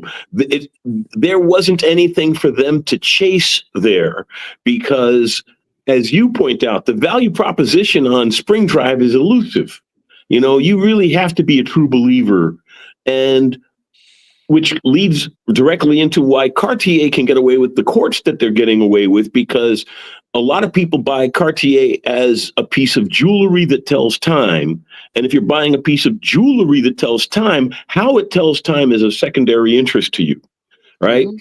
But if you're talking about like something as emotional and ideological as Spring Drive, then you're staking, a hill, a space on the hill, you're planting a flag and saying, I think this is Alex, superior. I'm thinking in my mind. You're saying emotional and ideological about Spring Drive. What came to my mind? Mary Shelley's Frankenstein is what came to mind. Not a. I'm not evoking like the nature emotion that like they're trying to. Mike, am I totally off here? Like, look, when I think of more $6 million man, I would say. Well, I mean, if you're bought into the whole story, better, faster, stronger. But Mikey, let me ask you this: if you're bought into the whole story that mechanical is romantic, it's like it's mechanical, similar to engines. I'm trying to obviously use that analogy a little hard here. Why the interest on your side, Mike? You said earlier you would consider a Spring Drive. Why that interest? Like, because I kind of look at it like I can tell you. Yeah, tell me. I can tell you really quick why. Because I want to see the mechanical stuff survive. I want to see that hot horology. I care less about the ultimate accuracy from quartz after it blew over and realized, just like everybody else did. And I didn't, because I was a kid when this all happened. But, today, like I look at older engines and, I like them more than I like newer engines, even though the newer engines are like so superior. But it's because a lot of people like the old stuff. They like the old ways. They like the way they like the way their grandfather's watch was and their father's watch was, and the watch that got handed down to them for 100 years. And now, Seiko comes out with quartz and just rocks the watch world, almost puts the Switch industry out of business, right? And then so they come back as we're special because we are so badass. Our mechanicalness is so beautiful and so well made, that our pieces are worth huge money. Whereas today you won't find very many real expensive quartz watches. Well, to address Mike's point and to address your point also, Patel, right? You brought up cars, right? Let's say I have a modern V12 engine in a modern supercar. Yep. Gasoline only, not an electric car. Gasoline only, not a hybrid, straight up gas. It's definitely got oxygen sensors, variable speed timing, variable valve. Those are all electronic systems. You bet. So you could make the argument that Spring Drive regulating the flywheel instead of an escapement wheel and a pallet fork, I would put that instead of having electronic valves instead of a cam. Yeah. Well, I mean, I'm gonna disagree. I don't know about that. I'm gonna call it electric assist, and it is more like a hybrid. Look, I'm not looking for RoboCop. I'm not looking for Frankenstein. I'm either looking for the true beauty of mechanical, which Mike, I guess the carburetor. Yeah, carburetor. We gotta go real back because think of it like this, Mike. I've had this discussion at car meets in the past couple of years. These guys, some of these Tesla plaids. I mean, they're destroying people. 0 to 60. Off the line. You're just not going to beat them. I kind of look at these like muscle car guys. I look at the Challenger guys with the Hellcats and the Demons. I'm like, man, like, why are you even trying? Like, some grandma's like Nissan Leaf EV is going to be able to beat you guys. In like 2 years, and then kind of it gets to the point where I think that y'all kind of stop. Like, this is kind of, in my opinion, guys, what happened with quartz is it just got to a point where it's so accurate that is that really what matters. Time is very precious. It doesn't stop for nobody. It can be, the ultimate enemy people kind of look at in certain senses, but it kind of got to the point of like, what is important, and absolute accuracy or absolute speed, 0 to 60 times. Mikey, I think becoming less and less important, and the experience, the sound of an engine. Like Alex was talking about a V12. I mean, the sound of a V12. You know, Oh yeah. behind you guys. I'm not really a Ferrari guy. I'm more of a Lambo guy, right? That V12 behind you, like that experience, Mike, will bring you so much more pleasure than being able to go 0 to 60, you know, in 1.5 seconds. I agree wholeheartedly.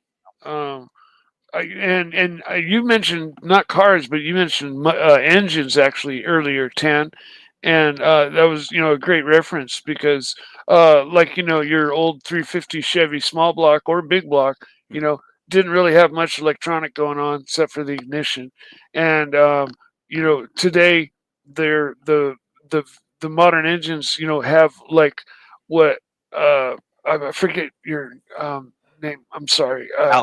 Alex. What Alex mentioned, which was, it's got variable valve timing, variable valve lift. Did you know that the new BMWs don't have a throttle body anymore? Really?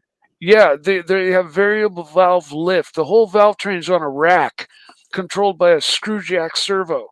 And so at idle, the valves are only opening like a 1/4 millimeter, only letting that much air in. Okay, so the car idles. And when you gun it, bzzz, that rack goes and you get full valve lift, and instantly you got full throttle.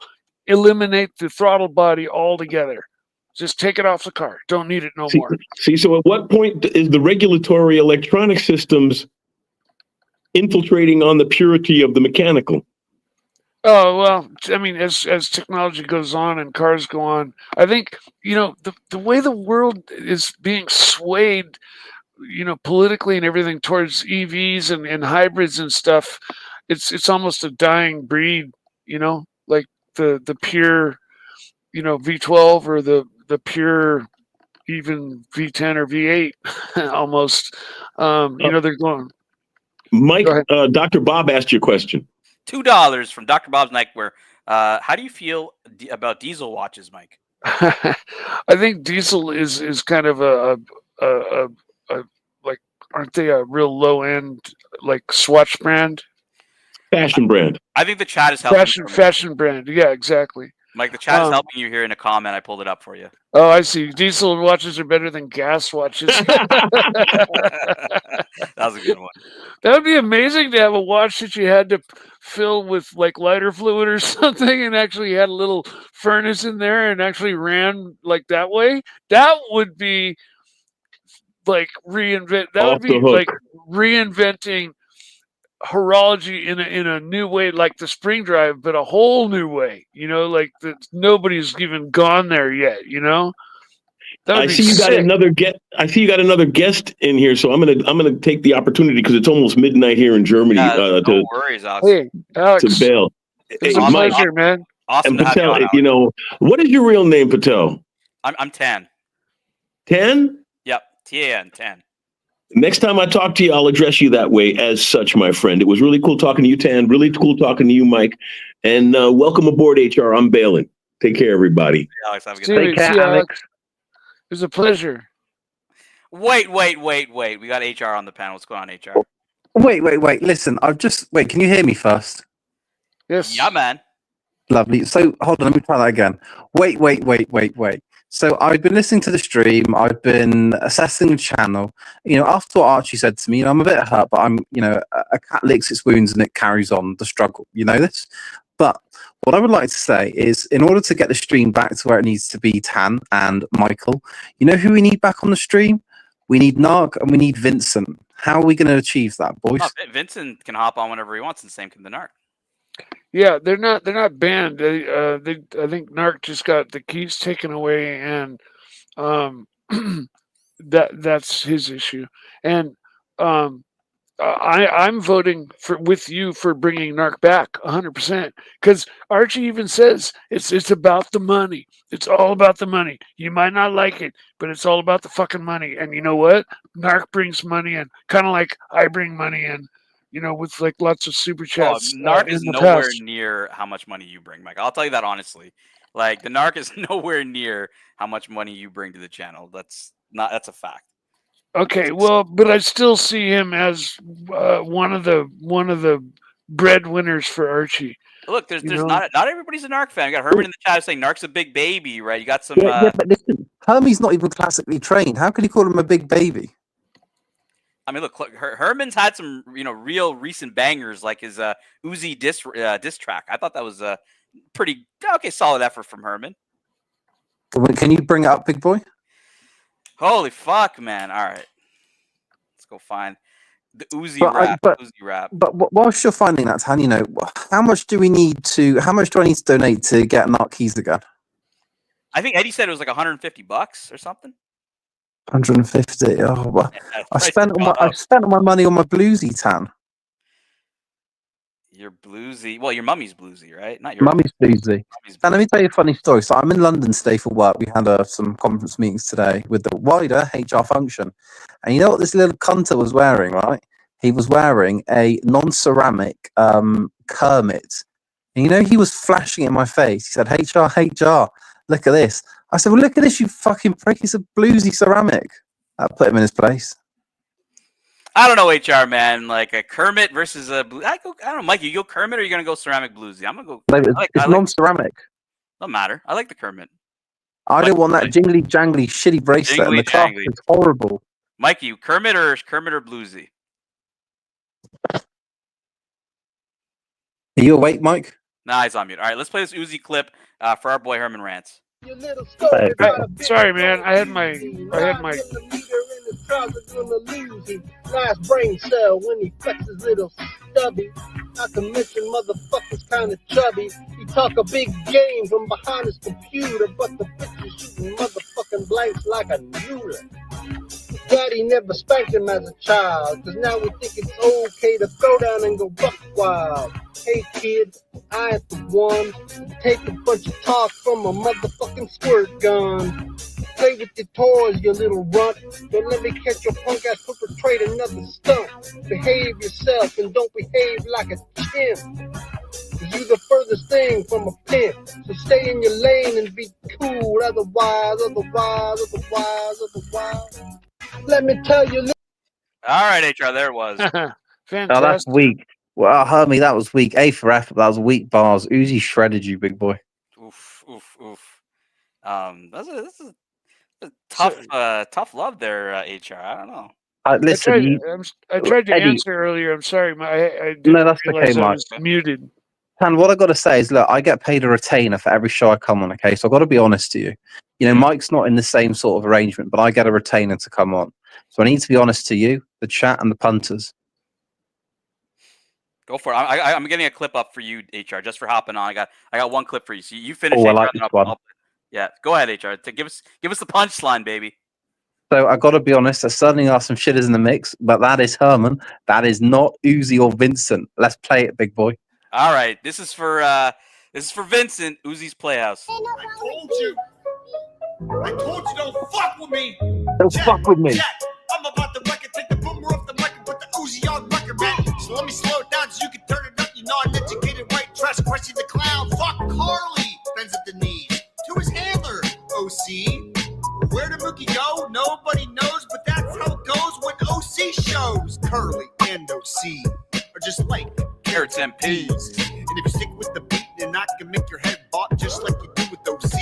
Oh, I don't talk, I scream. My mirror glasses are clean. My big fat wide gap tooth's no issue for sea urchins when I eat. Gondola, ulago, calinata. You make no sense, you speak fake Italiana. Gelusolo, Her and OC are just like carrots and peas. And if you stick with the beat, then I can make your head bop just like you do with OC. Oh! See, that's gold. Wait, hold on. Put me full screen. Let me change my avatar. There we go. You think I wasn't gonna put you full screen? Come on, man. See, that is gold.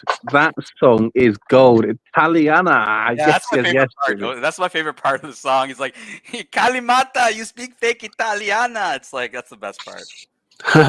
That was good. See, Uzi, sorry, I retract that. Vincent absolutely destroyed Hermie in that song. He destroyed him. I wouldn't be surprised if we never saw Hermie on the stream again because he destroyed him. I don't know, man. Top saying is Uzi speaking gibberish. I think he's a Herman Rants fan. I think he thinks Herman Rants won the No, he's speaking Kalimara.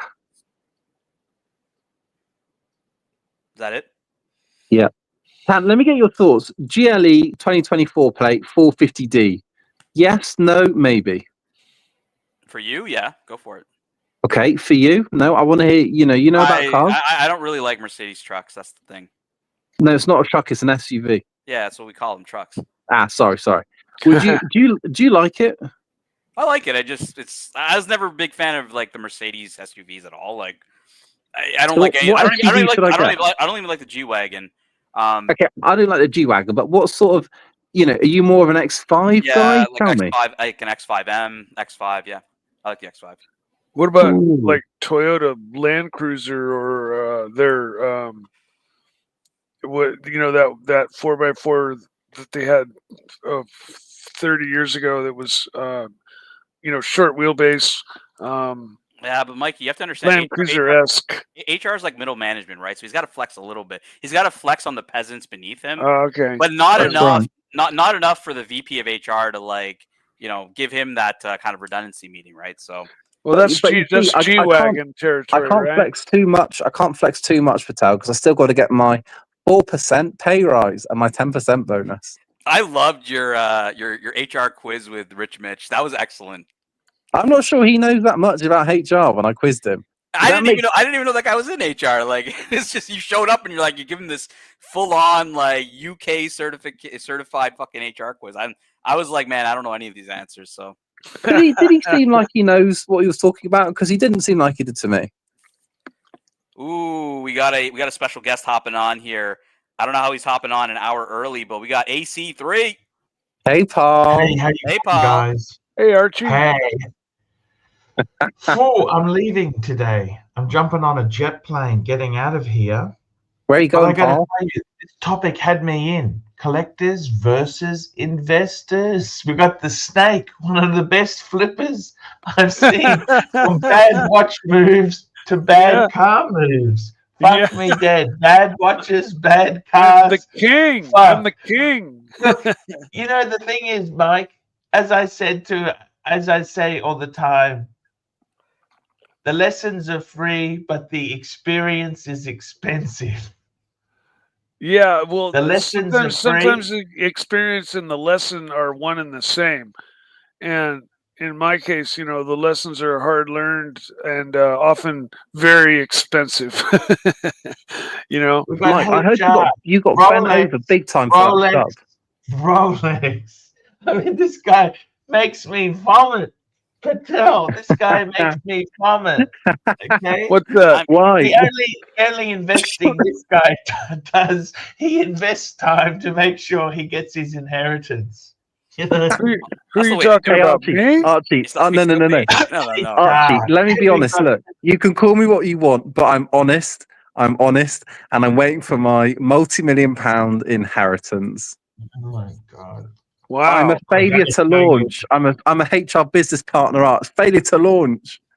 I got to tell you, collector versus investor. Let me just tell you something, okay? Tell us the drum. Go for it.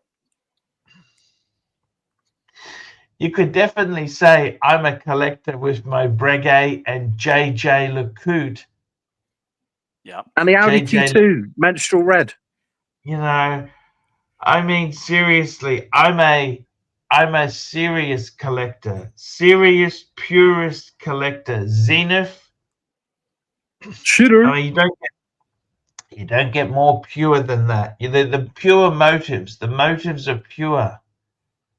And I gotta tell you guys, pure motives. I've got the most purest of motives. Can you see that? I'm trying to think of a hype piece you've ever really owned. Maybe the Sub 41. That's more recent, but like most of the watches you've owned in the whole entirety of YouTube history here, it's been mostly unpopular shit. Right. Bluesy's a hyper. But And semi-hype. That's semi-hype. It wasn't even Semi-hype, good right? enough for plastic. He the had to Explorer is kind of the Explorer 2 was always No, the dog. It was The always Explorer the dog. 2's a dog, but I love it. Oh yeah, it's not my favorite Rolex. But, Archie, how does it feel having the same watch as me? Do you like it? Do you like being connected to me? Be honest. Well, I've got the 40. I couldn't afford the 41. Oh, Yeah. The problem, Chris, is he didn't buy the Skydwell. That was gifted to him. So again, Archie's spending his own money. Like I'm hard pressed to find a real hype piece in that. Over the 10+ years of YouTube. What about But you know, the the worst- IWC engineer? Hype, baby. Shitter. Shooter. I got to tell you, the worst investment I've, put your money into watches and had them stolen. That's the worst. That would be the worst. investment. Well, I think the Yeah. worst investment might have been your marriage, seeing as you're shagging around, Arch. Well, isn't that my business instead of your business? No, because you're an You think- international YouTube celebrity, so it's everyone's business. I'm not really that famous. Yes, you are. You did a rank my watch in watches and wankers. 1 to 5, 1 to 5. You were the guy in the glasses in the comments. That's what somebody said. They didn't know who you were, but I did. Yeah, why It's did getting tough. YouTube is hard. YouTube is hard. I'm going to be leaving YouTube soon, by the way, guys. No, you say that all the time, Arch. You can't leave. what are you You've going got Eddie now. You going to like TikTok? Where are you going? Arch, you're unemployable. We've discussed this. Uber Eats or pizzas delivery or taxis. What would you do? Well, good job you got the You know, Beamer. Dave, my friend, right? Dave, my friend, my Dave super collector friend who gives me many good deals. He said to me, Arch, wake up. He's a realist. He's a realist. Okay, he tells me the truth. And he said, Arch, 52, you've been out of IT for 10 years. He said they don't like YouTubers. He said they like YouTubers who are shills and have a lot of views, but as soon as they go to your content, no one's going to hire you. Okay, that's what he said. No one is going to hire you, right? He said you're like an unpopular Andrew Tate. Okay? Ooh. Oh, that's You don't even have the Bugatti. You've just got the Beamer. the men's. What happened to Andrew Tate? I'm trying to find it. What's happened to him? He's gone back to he's gone. He came to the U.S. then he went back to Romania. He's facing like charges and shit in Romania as well. Arch, you can say what you want about Andrew Tate, but what colour's your Bugatti? Yeah, I don't know what went wrong in his life. What went wrong? Who's this? Andrew Tate. I don't know too much about Andrew Tate, Oh, okay. the I don't greatest man know. in the world. Oh, But look, Okay. the thing is this. Look, you've got to remember this. With the whole YouTube business, we've had our fun. I gave Tan the cigars. He got the cigars and the chocolates. Oh yeah. And it's time to wrap it up soon. No, you can't, Arch. You're unemployable. You need to keep doing this. What are you going to do? Do you I want me don't to get think you I a have job? any other choice. I got to keep flogging the horse, don't you think? This is Do you want me to get- do you want exactly. me to get you a job, Arch, in where I work? I'm 52 in IT. That's not employable. You're not an IT. Stick with your 3 or 4 hour a Hey, day when I job. was in IT, let me tell you this. I was installing Office 2007. Last time I was in IT, and we were using Windows 10. Okay. Yeah, it's Windows 10's. It's not that far back. I thought you were gonna say like XP or, Arch, how the hell do you work? NT or How the hell did you work in IT? You can't even get the module up, big boy. You're always in the wrong module, big boy. This is a great question. How will you be able to maintain the lifestyle that Tan has gotten you accustomed to with super chats? Excellent question. Yeah. Did you see the dungeon this morning? We had JD gave us 30 cents. It's very nice of GD. Not JD. GD. GD. GD, that's right, GD. Well, hey, look, AC3. Look at this, man. GD, 1,000 arses, another 100 arses. He's spreading the love here. We got some super chat. We got Rich Mitch, £2. We got Dodger. Yes. We had Dr. Bob's Nightmare. We had Jeremy Kearney. We had John C, and Dr. Bob's Nightmare. I got some love here in the chat, Archie. I tell you, I think I'm going to try and make more quality videos. You know that? Super chat. John C, $2. HR, can you hire Arch in a sales role? He'd be great. Arch, we do actually have some sales director vacancies. Do you want me to put your name forward? Actually, I'll tell you something. I've been doing my own thing for a while. I sold my dad's Mercedes. Mercedes. Let me tell you something about car sales, Tan. Tell me. Fuck, is that a hard business? I mean, the Mercedes my dad had, I didn't even do dodgy things. HR, look, Archie hates people. He'll be on a PIP within 3 months, man. You probably wouldn't. He wouldn't pass his probation. HR. We wouldn't even make it to a pit. That's Yeah. 100% there. We'd fail the probation. Yeah. We wouldn't even extend it. Actually, Archie wouldn't even pass the medical. No, definitely not. Look, let me tell you this. Anyhow, the Mercedes, I ended up selling it. Actually, I sold it to an Indian guy from Melbourne. He flew up. Listen to this. Tan, you love this story. He flies up, right? Yep. We agreed on a price. Then he tries to haggle me for $500. I said, I would do this. I would do the same. I would do the same. Absolutely. I said to him, don't take it, but I'm not driving you back to the airport. Hey man, you can't let him win, Archie. In a negotiation, you gotta have that little upright. Like when you told that story about how it was the day you're with your wife, you were negotiating for the Beamer. Sorry, was it maybe it was the Audi? You were negotiating for the Audi, and then the guy, like the salesperson, just pissed you off and ruined your. Cock block. Because she was in a good mood, right?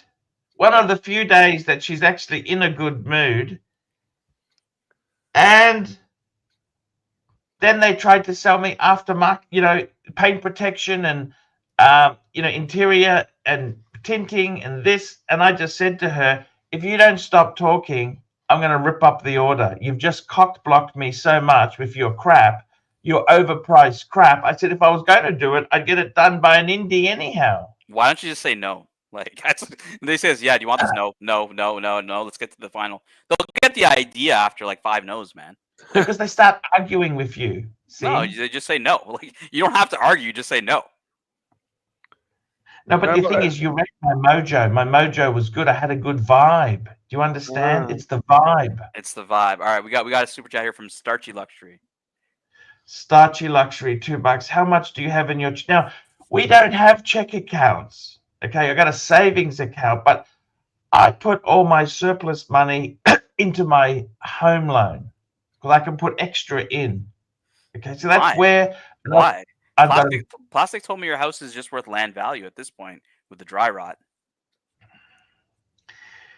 Plastic lives in it's a new build, just a very cheaply done new build,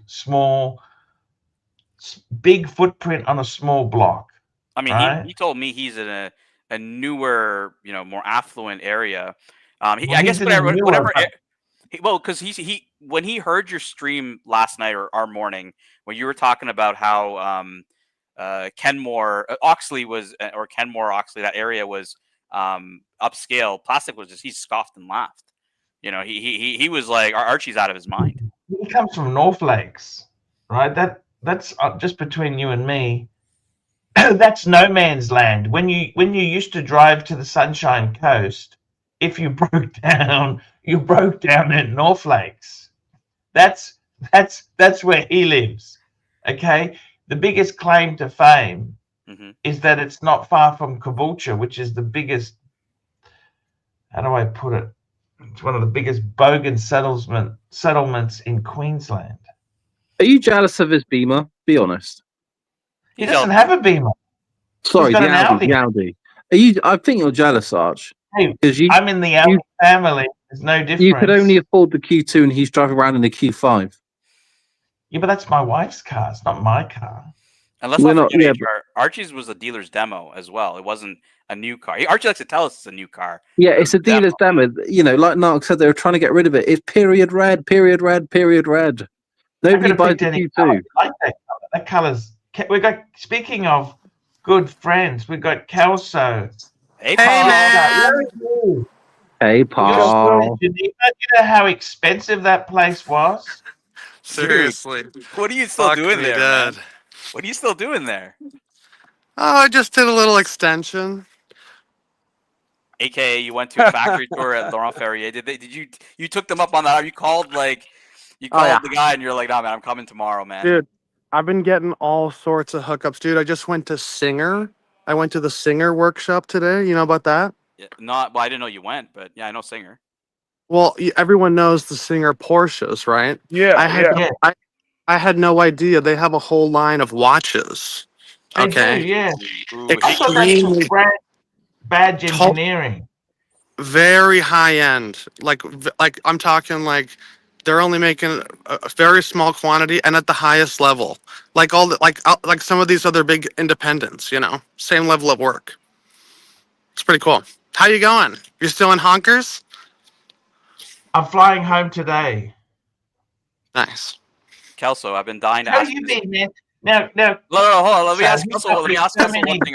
No. Let me ask Kelso. I've been dying to ask him this. Bit of drama, Kelso. It's totally cool. No beefs or anything here. This drama.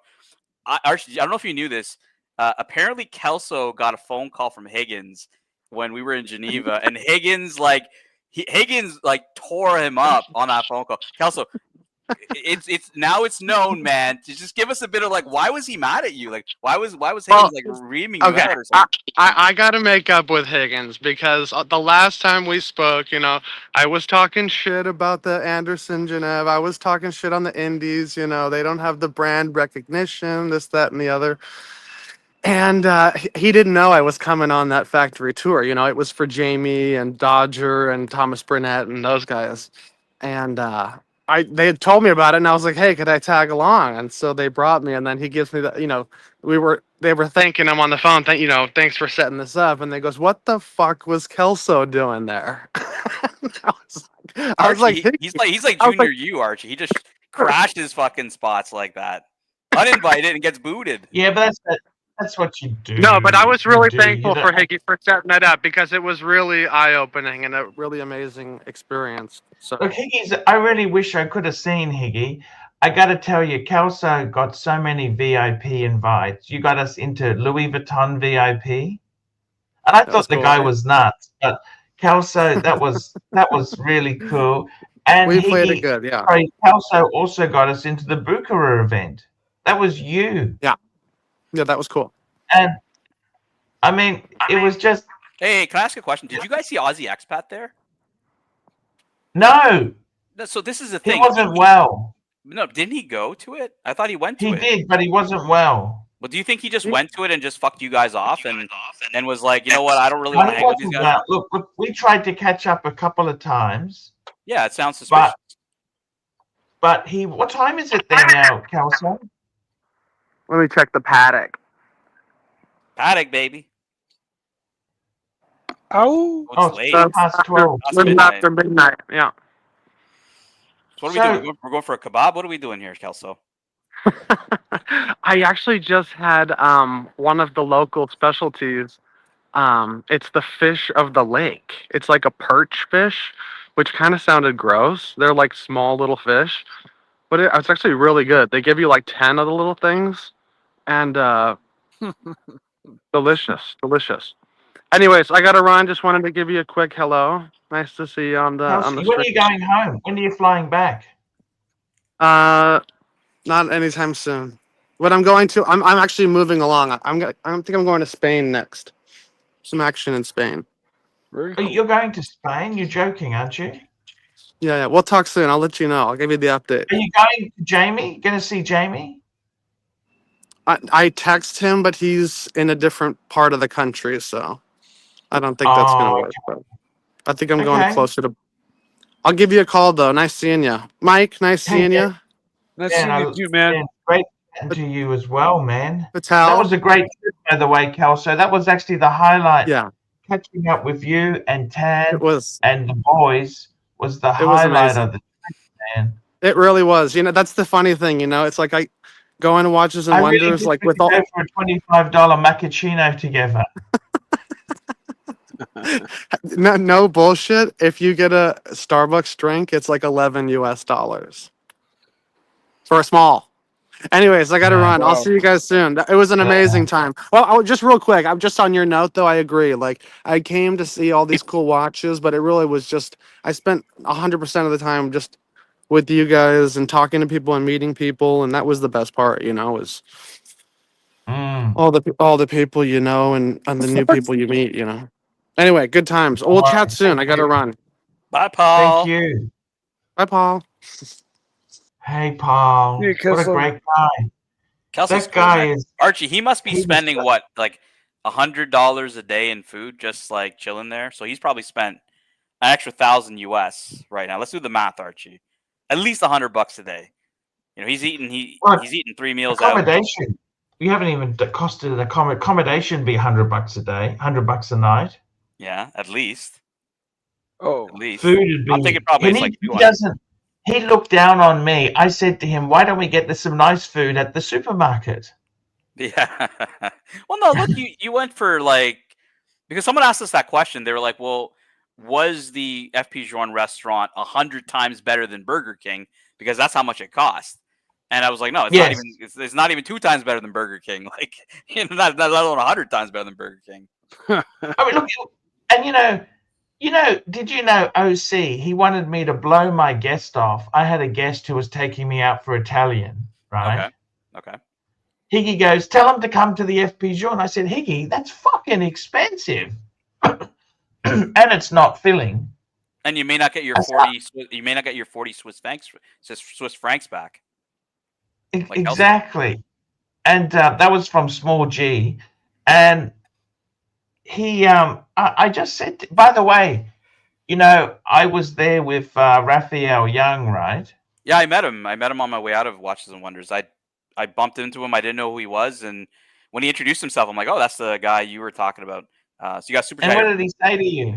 He's great, isn't he? No, this is the best part, because obviously I knew Goldfinger and I knew one Pastor Sean. So he kind of looked at me like, what, like, are you in the community or whatever? I'm like, nah, I stream with Archie, and the face, like, it just like dropped. It was hilarious. He's like, oh, Archie, what? So I didn't know that you and him had hung out earlier. So I thought you guys still had beef at that time. I must admit, there's no point having grudges, is there? Nah, man, life's too short. You got a super chat from GD. GD 100 ARS. Hail Caesar. When are you back in the Brisbane Coliseum, Arch? I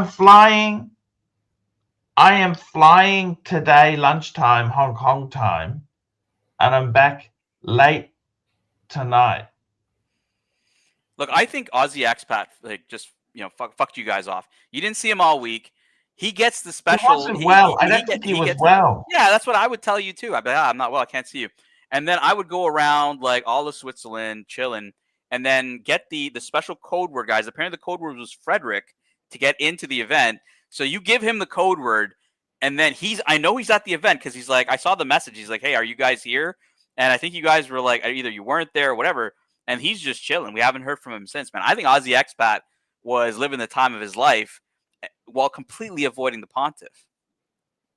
I don't know. It doesn't add. It adds up, Archie. Him telling you he's sick. I mean, that's what I'd tell you. Yeah, no. He was. He's a great guy. He was a really great guy. And so you don't think that? So you think that's cool? Then he could just use the Frederick code word, get in, and at your expense. Like, yeah, it doesn't sound like you're the guy who took Small G for those 40 Swiss francs. You went to Small G and OC. Meanwhile, you're letting Aussie expat just eat 30 hors d'oeuvres on your dime. Hey, he's okay. The hors d'oeuvres weren't that great. Okay, so this is another. So remember that? Did you try the caviar at JLC? No, I didn't go to jail. I didn't get to go all the way over there. You guys all got to see IWC and JLC. I didn't get that far down the road. I was only with you when we were, when we met at the cafe beside IWC. But it was you went to Switzerland skiing, didn't you? Yeah, I was doing a bunch of skiing. I was showing Higgy how it's done because Canada, it's a country. It is the country to learn skiing and snowboarding. So yeah, I went to Chamonix. It was excellent. I told you to go. I was like, man, it's like a quick trip from the city center if you're not doing anything on Monday. But you were indisposed eating Burger King apparently. Look, it was really it was really good to stay. The Geneva is so expensive. The other thing is, if you've got a hotel in Geneva, just stay there and enjoy Geneva.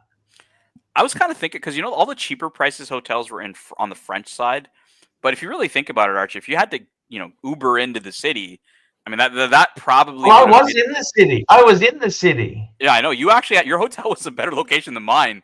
I was like 5 minutes from the FP Joan restaurant. You were like right there. You know, right on Rue de Rome, Yeah. pretty much. So yeah, you had a Yeah, good. you couldn't pick better than that. It Yeah. wasn't a bad hotel. You saw it. That was a great hotel. I thought it was really nice. Room was nice. You Great know, it's location, run by yeah. a cult, don't you? I didn't know that, but It's called Citizen M, and haven't you seen that guy called the School of Life? nope. Mikey, what about you? I don't know what this No, is. never heard of that. Yeah, he's on YouTube. He gives life advice, like how to find happiness, how to find this, how come relationships fail. He's really clever. He's really clever guy. I restrict They- myself to like one cult on YouTube, and that's this place. So Yeah, same here. Like, But it was fantastic hotel. It was actually fantastic hotel. It was really warm. I had a loft room as well. I had a loft room, which, you know, half the room has got the slant from the roof. It's Right. really cozy. It was really Well, cozy. it was a nice room. What I really found interesting. So, Mike, I don't know if you know, but Archie doesn't like dogs. He's a cat guy. He's not a dog guy. He doesn't like dogs. So I meet Okay. Archie in this cafe. Me and Kelsowitz, we were hanging out. We go meet Archie a few blocks from the FP Journe restaurant, and he's with a woman that he was doing a business deal, quote unquote, with, and she had this little dog with her. And I don't know if Mike, if you remember Mental Jock's dog, but it looked exactly like Mental Jock's dog. Yeah. Sitting there thinking, wondering in my mind, like, how shitted off is Archie that this dog is sitting there, while he's having this little lunch with this lady that he's trying to see the next day. So, I could see him being a little uncomfortable. But Archie, were you uncomfortable with that dog? Like, what was happening in your mind there? Well, actually, the lady's trying to bring out a line of pet accessories. Yeah, and that's another thing. Like, what the fuck do you know about pets? You never had pets. Hey, I'm good friends with Goldberg. So that was your claim here. Oh, I have a consultant I can bring in from Chicago. Chicago, he's an author. That was going to be the shtick. That's how you're going to do the grift. Exactly. Not bad. It worked. It actually worked. Mark's talking about helping somebody out Yeah, with pet promised me she accessories. could get me any FP Journe I wanted. Ooh, there you go. You can get any. You can get. Okay, so which one do you want? Which one would Well, you want? it's actually your choice. You're the main sponsor. You Well, get. I'm to gonna pick. get. I I'm can't gonna get. pick. I'm gonna get the. I don't think you're gonna go to me. You're gonna go to CB because we both know CB loves FP Journe more than I do, right? So if you had a choice to get any FP Journe, you'd have to give it to CB, even though CB has pretty much everything I would want, anyways. So Yeah, amazing stuff. no, he's for me got. it's the Gronefeld. It's the Gronefeld ask because Nico. I think Nico got them to make the Gronograph for him, or he asked for a Gronograph. That's the same watch I would have asked for, but CB says that they're getting easier to buy. I don't know. You're not into any of that Gronefeld stuff. You don't really. You haven't looked at. They make great stuff. I just don't think it's. They do. Hey, look, I'm from Brisbane. I mean, how could I have any resale value for this stuff? You know. I mean, Brisbane's the Tudor capital of the world since the '60s, right? Exactly. You love that. You You know, love that shtick. Yeah, that was your shtick, man. Yeah, hick town, very hick, not chic town. Can I? So, is there a lot of gold mining going on in that area? No. No? Okay. I know there are certain parts of Australia that are known for big time gold mining. Mikey, it's very not very often I get to talk to Archie about Calitravas, and he knows I like Calitravas. So, Mikey, what was really special for me at Watches and Wonders was I'm a big fan of the 96. I have a 5196. Archie has a 5196 technically. This was the release of the new 96, the 6196, Mikey. For me, this was super special because I love that watch. I've been talking to Archie about it the last couple of years. Oh, they're going to come out with it. They're going to come out with it. They came out with the 6119 AC3. Like, what did you think? Like, I thought that this was one of my favorite releases of Watches and Wonders just because it's the grand. I think I prefer the 6119. Okay. Why do you prefer the 6119 over a grand classic? Because they don't have this in white gold, or they don't have it. They will. They only have it in platinum. But they will. You know they will. You know they will. This thing's pretty god awful beautiful. Look, this is so expensive. I have to say. I mean, it is. Okay, but Archie, let's say that they release the yellow gold. I miss the Breguet numerals, don't you? Yeah, so Mikey, he's talking about the previous reference 5196 had brigade numerals on it. Yeah, I agree. Okay. That was definitely special. I think that it was an interesting choice for them to go platinum. I don't disagree with the salmon, but yeah, you're right. Like they could have had brigade numerals. They could have made this a bit more special. Maybe they just wanted to go simple, Archie. Like I'm excited to see what the gold variants are going to look like. I could assume probably yellow gold is going to have an opaline dial, but so Archie, you're not going to look at this in gold at all. Like if it goes down in price and it's a little bit more reasonable. Well, Look, you think I'm they'll come out I'm with still a 5 to 10 years away from this watch. Yeah, maybe. So Mikey, I'm going to pull up the other watch that he was saying that Archie likes. I'm going to show this to you, Mike, just so Yeah. you can see for reference what Archie prefers, and this is what he likes. sure? Well, I can see the resemblances between the two for sure. You know, this is also bigger tan, don't you? It's slightly bigger. It's what 1 millimeter bigger. This Maybe is 2. 40, isn't it? Is it 40? Maybe 2. Yeah. Like if you look The at other the one's yeah, but if you look at the 6196 in person, that was the first thing I looked at, Archie, was the lugs. Like how long are they? Because same with the 5196, it's 37, but that really does fit like a 38. And so that 38 I think is going to fit like a 39. I don't think it's going to be super noticeable between the two. What up, man? I found a Louisville Slugger. Is these collectible, man? Is oh that yeah, collect- man. Take Well, that is to the piece of shit. oh my god. That car pissed him off. How was that, Archie, for a quick segment, a quick segue on your show? A little bit of Yes, it's a destruction. great A little bit of destruction for the day. All right, Mikey, back to what I was talking about. So 6119. So the biggest difference is the hobnail bezel on here. This is and it's funny, Archie, that you kind of flip, because if I were to ask you same question, 5119 or 5196, I'm pretty sure you're going to go 5196. Oh, definitely, because it's bigger. The size is important to me now.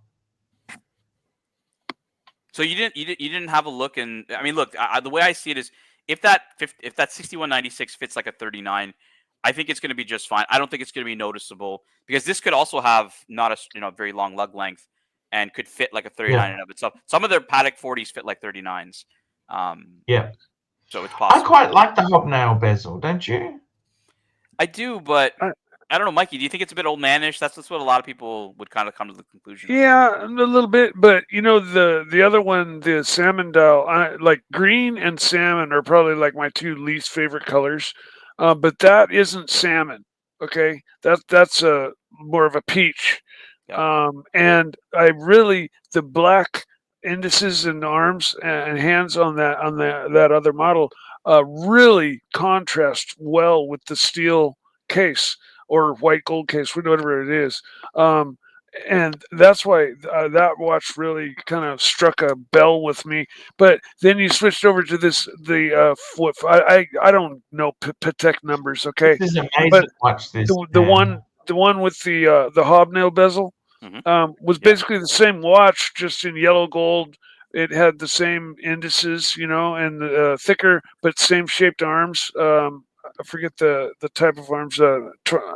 Fuck. Anyways, but yeah, it's basically the same watch, just with a different bezel and in gold instead of Platinum. Platinum. Yeah, And that's exactly it, Mike. That you're absolutely right. Like it is just the hobnail bezel. That's why I asked Archie that same question, because what I asked him, Mike, was in the previous generation, which would you take? And he took the other one without the hobnail bezel because it was a bigger size. Right now, he's saying I'm taking the hobnail bezel because it is the bigger size. So yeah, I mean it's a fair point, Archie, on your side. I got up here on the screen, Mikey, the 5328 new release. This is Archie. I believe it's an instantaneous day date manual wind 8-day power reserve. AC3. You say you like it. What do you like about this piece? I love the syringe hands.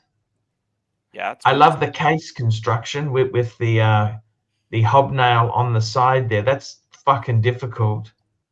And I also love the way this is really modern. It's almost a sports watch, isn't it? What do you think it is? Yeah, they've been, they even show, I think, on the page, if you scroll down, comparable models, right? So it shows these other two models, the 5226 on the Mm. left and the 5326, which have similar design, Mike, to this 5328. Mikey, just off the top of your head, what are your thoughts on this one? I agree with Archie. These are leaning more towards sports watches almost. I like it. I like the lugs, how they're kind of seemingly separate or bolted on, or they're not obviously not. They weren't made when the case was made. They were installed. But they're cool. They're very. It's a different take You've on got the lugs. I like those you've sharp, got pointy edge lugs. you've got And 4 Pateks now, don't you, Tan? 1, 2, 3, 4, 5196, 5212, 5320, 5230. wow, Man, all you need is a chronograph. I can't remember that many numbers. Yeah, you got to be a nerd like me and Archie when it comes to these Patek reference numbers. That's Yeah, why. but when you own a mic, you memorize this shit. Yeah, you do. I know. All you need, Tan, is a chronograph, isn't it? Mikey, let me show you the chronograph that I think I need. So Tan, you got classic Calatrava, you got the World Time, which is World the Time. ultimate GMT watch. Yep. You've got a perpetual, Yep. and you got a weekly calendar. All you need is a manual wind chronograph, and you're done, aren't you? I think so. I'm gonna try to pull up on the screen here, Mikey, one that I want to get. I gotta find a good picture here because this watch is not photographed super well. But Mikey, I think you're gonna hopefully approve of this one. I agree with Archie. Chronographs in the mix. I'm taking this one right here. Yeah, 51. That's Tony Nico style. It's a little different than Tony Nico's though, right? Because Tony's wasn't his like a rose Tony gold? dropped his. Tony dropped his for starters. Whatever happened to that guy? Yeah, this watch doesn't really. The fact that the subdials are below center. It's got Breguet numerals, Tan. This is a gorgeous piece. Yeah, Mikey, that's pretty standard on these chronographs. You would see like the same style. Okay. Yeah, you'd have a similar style, 2-register dress chronograph. You'll have a similar style across the whole range. AC3, is this the 5170 to get? What else would you recommend chronograph wise for that kind of a collection? No, that's it. This is it, Tan. I think any 5170, even a white dial with stick markers, is fine. Ooh, Kelsowitz is chiming in. AC3. He's saying I'm a grand comp man. You know what grand comp will be, right? Yeah, you are. Yeah, You've already look at it. Look, you've already got a grand comp in the perpetual. That's enough. No, I more think, more is better. Yeah, I think Kelso is kind of talking something like this. AC3. Is this the same watch? So this is a similar watch. It's a chronograph, but also a perpetual calendar. So that's what he means. He's saying no, don't buy the chronograph only. Get the perpetual calendar chronograph. Archie, You know, these are hard to live with. They're manual wind. Did you know that? That's what both CB and Fella told me, because I was considering trading up the 5320 perpetual to the 5270 perpetual calendar chrono, but both of them said, look, it's not usable, livable daily. Like it is, like you said, manual wind. It's a bigger watch. It's not as livable as your perpetual. They're like, don't sell yours. You know. No, don't sell yours. You'd be mad to do that. But Mike, let me tell you one thing before Archie interrupts. Archie at one point was considering selling everything. I'm not just talking watches. He made a video, saying that I want to sell everything: shoes, purses, ladies' watches. And what were you going to buy? You were going to buy a 3970 perpetual calendar chronograph. What happened? Why did you never got one? So what happened in that whole? In hindsight, I should have done it because it wouldn't have been stolen. I'd be wearing the fucking thing. But and it would have probably quadrupled in value. So. Yeah. They were 100,000 Aussie. 110. I could have got one for, but that was a lot of money. Then. Would you, Tan, if you got one, does this green appeal to you? Are you a green guy? I would go with the blue dial. Have you seen the 5270 blue dial? Yeah. Yeah. But Tan, the question I got is, would you go? I think honestly. would you go for a 5170 or like a 5960 or a, you know, the 5205 variant? You know, just for Mikey, right? He's talking about 5905, isn't it? 59. Oh, yeah, you're talking about the annual calendar chronograph. So he's saying, Yeah, Mike, would you rather do that? I would, if I were to go 5960, I'd show you the 5960 I'd get. Because they're a great watch. They are, and I love the story of our good friend the rancher turning one down. Turning one down at retail. Apparently, I don't know if it was. No, he was buying it pre-owned. It was the steel one. Yeah, but like it was something like this one right here. Like, yeah, it was a white dial. Yeah, the black dial is the rare one, right? Because it very limited production on the black dial. But yeah, I'd go 5960. I think that's a good watch. You know, the major difference is that the 5170 is a manual wind lateral clutch chronograph. This 5960 is actually a vertical clutch, automatic. Yeah. Green's not my favorite color, but that last watch was I did find very, very sexy. Yeah, I mean that is gorgeous, and I'm sure in blue, it probably is as well. Come on, AC3. This isn't your jam. This isn't your fucking Vegemite butter and cheese on toast. Oh, it's absolutely gorgeous. But, I mean, the thing is, if you're buying one, would you go for this or a 5970? Oh, 59s. Come on. Come on, AC3. 5970 is way more collectible right now than the 5270. Or even the 3970 is. So, Mikey, he's just talking about previous generations of this watch. Oh, okay. Because when it comes to the Patek world, AC3 doesn't, play the same rules with Rolex. With Rolex, it has to be new. It has to be ceramic. But with Patek, it's like, well, wouldn't you go a little bit earlier? Because you get 5070, for example, bigger watch, a little bit more collectible, right? Oh, that's an amazing 5070 is an incredible watch there, Tan. But you know something? Don't you think it's, as a collector, it's good not to achieve everything you want? You can't always get what you want. Exactly. This is a great comment. This is a great comment from Bear. I want to pivot a little bit, Archie. Okay. So Bear says, "Yet I'd rather buy a platinum land dweller than any Patek." So I was talking to Higgy earlier today, and Higgy asked the question: do you think the land dweller is going to kill off the Royal Oak? And I'm really curious to hear what you think, Archie and Mike, on that, and even Bear in the chat if you want to hop on. No way in the world. Why do you think not? Because there's a lot of, as much as people are hating the name, there's a lot of fanfare for the land dweller. Do you think it's even a threat to the AP Royal Oak, or is it more of a threat to like the overseas? No, I think it's just an independent standalone. Like, I mean, these aren't going to. They're not going to. It's not going to affect. It's not going to affect anything to do with the AP. I mean, the AP is a very cool watch. I'd still love a 15300 or 15400. You got a 15500, don't you, Tad? No, I sold it. I had the 15300, and I sold the 15500 to get the 5212. I think it would have more effect on the overseas, as you alluded to. Roy heard the topic and immediately hopped on. So I'm curious to hear, Roy. The question was, will the land dweller affect or even kill off the AP Royal Oak, and/or do you think it has more of an effect on the overseas at all, at any of those two watches?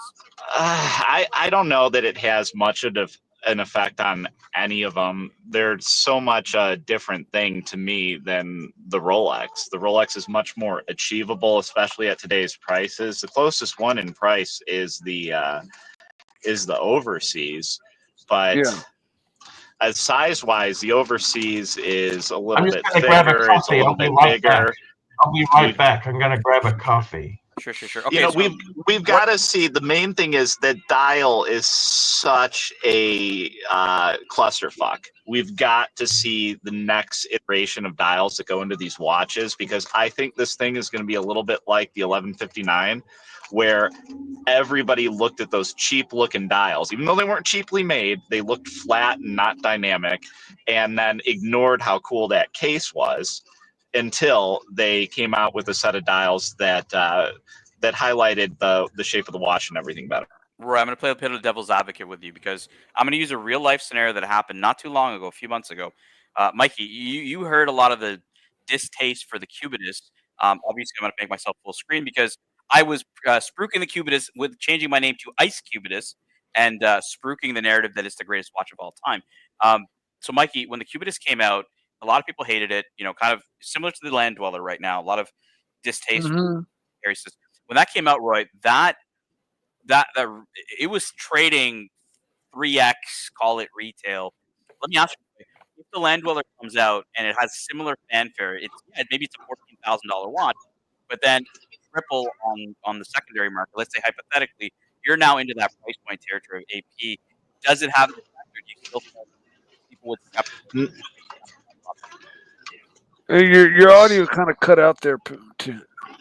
Yeah, I Okay. mean, I got the gist of his question. The issue that I have with doing that comparison is, okay, the Land Dweller is retailing for much lower, but then when you triple the cost, you're now at the retail of a 16202. That's right. But you can't buy a 16202 at retail. So I don't think anybody who really has $37,000 to spend on a steel 16202 at retail is going to move over to the Land Dweller as a consolidation prize. Well, maybe like, not. I don't think. Well, maybe not a 16202, Roy, but maybe a 15510, which could be had in the mid to high 30s, right? Not trading too much over retail, right?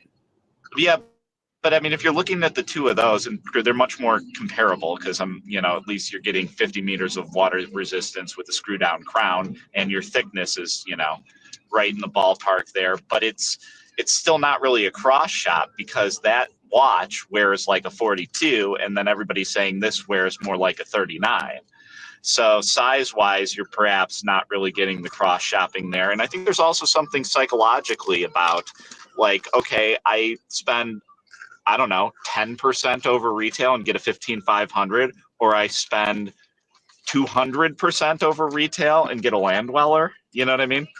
I'm interested to hear what the Big Bear thinks. I catfished him on with Land Dweller talk. You certainly did. Can you hear me well? You're Hi, coming. Bear. Yeah, man. Pardon? Sound good. You're good. Okay. Okay. So I don't. In my opinion, Land Dweller is fantastic release, but I don't see him. I don't see Land Dweller being in a direct competition, neither with Royal Oak, neither with Vasher and Overseas. Yeah, no, I only made my comment is in that, like, it was closer to having an effect on, because it was more similar in appearance to the Overseas. Because I don't see it. I'm not talking about that. What I'm trying to say is, this is fantastic release by absolutely leading brand. There's no brand that comes close to Rolex. You guys can dance around as much as you like with your Pateks, with your APs. Hey, fuck you. You have a Patek too. With independence and so on. Rolex is king. It's absolutely untouchable at this point. It's literally leading and allowing luxury watch segment to exist in the world. Everyone should just bow to Rolex, admit their superiority in every aspect of the watchmaking, innovation, marketing, everything, quality, future. And if you actually want to exist, you have to bow to Rolex. Now, talking about Land Dweller and people talking shit about Land Dweller. It's people who will never get a Land Dweller because they can't. There you go. You'll never get a Land Dweller. Come on, Roy. You got that reference to Thierry Stern. Well, yeah, no, you see, he's channeling the Nepo baby currently in charge of Patek. Yeah, man. I hate that love guy. it. I love it. But Bear, real quick. Yeah. Because I like the case. I like the bracelet a lot. I love that they did the hidden clasp. I love that it's thin. God, the dial is such a mishmash of nonsense, though. I'm really, I want to get one, but you don't think it's just too? Don't you think it would be better with just stick markers with that pattern and not doing the Explorer bullshit? Honestly, I wouldn't change a thing on it. I'm in love with that watch. I'm in love with that watch. My AD, I think there was about 300 people calling for it. They will not be able to fulfill the order in the next 10, 15, 20 years. This is a watch. This is a harder release than you can actually imagine. Go to your AD and ask for one, Yeah. please. You know, both the And I Cubitus, challenge anyone to do that. Go to both, your AD and ask for steel or platinum. Now the yellow gold, whatever the yellow gold, is it yellow gold, 1908. Stan, or rose gold? The 1908. No. The yellow gold land dweller. Oh, I don't know.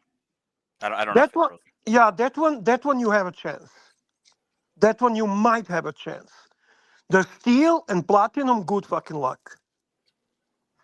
Yeah, I haven't been to my AD basically in a couple weeks here. I was talking to him about the Land Dweller when we had the leaks and whatnot. So I'll be interested. I'll have to ask them what kind of interest they got out of it. The other thing is, I'd be in the market for a steel one, but I don't like white dials, like unless they have blackened indices in hand. Yeah, Like I'll do white dials if they do that. So I'm not a buyer until we get a new set of dials. Well, don't worry, you're not a buyer, period. They sold me hype watches before. No, Hype watch, anyways. This is way beyond you, man. This is above you, man. Above your league. You can only hate it. Just hate it because you know what? You make yourself feel better. Okay. I said I don't hate it. I'm just because it's gonna be a Hey, collection Bear, how are you? like the date just and the date. You're gonna get your dials changed, you know? I'm telling you, Roy, you cannot get it, so don't worry about it. And everyone else is saying it's shit. I'm telling you guys, don't just go back, get yourself Tissot PRX and enjoy life. All right, boys. Let's bring Big Boy into it. So Archie, I asked the question to Bear and to Roy. Actually, I asked it to Roy and the Bear hopped on. Let's say that the Land Dweller goes the way of the Cubitus. On the secondary market, it comes out and it's selling for triple retail. So it's like, call it mid 30K USD. It's in the same price range as the Royal Oak, call it 15,510, and a lot more expensive now than the overseas. Do you think that the Land Dweller would have an effect at that point if it was priced in a similar price point because of the hype, because of the percent? Bear is saying, you can't even get one if you want one. So it's probably going to have some hype. Archie, do you think it's going to have any effect on the Holy Trinity? No, it can't, Bear. It can't. Holy Trinity is They miles behind Rolex Rolex. makes 1 million watches a year. Come on, Dan, be honest, man. Just be honest for a second, man, and just admit everyone fucking bows to Rolex, okay? They're untouchable, man. What the fuck? Everything else is just you know what? Just a attempt. In 5 years' time, it'll be like any other Datejust. Archie, what does Bear know, man? He has like five Yacht Master ones, man. What the fuck does he know? Okay, Bear, we got a comment from a fellow Canadian, Dear Artifact, who says, "My father will be buying the Land Dweller. We have been told that this will be an incredibly difficult watch to get. The demand is enormous." I mean, Dear Artifact's dad got the Le Mans as well. So if Dear Artifact's saying it and Bear's saying it, Archie, it looks like it's going to be. Well, I'm not going to go as far that far to say that it's like a Le Mans. Okay, of course not. No, it's not to that extent. But absolutely will be as difficult as getting, let's say, Panda Daytona. Archie, that watch is as hard to get as a Panda Daytona. Why don't you think Would that you the hype swap train... your Aquanaut for it, Bear?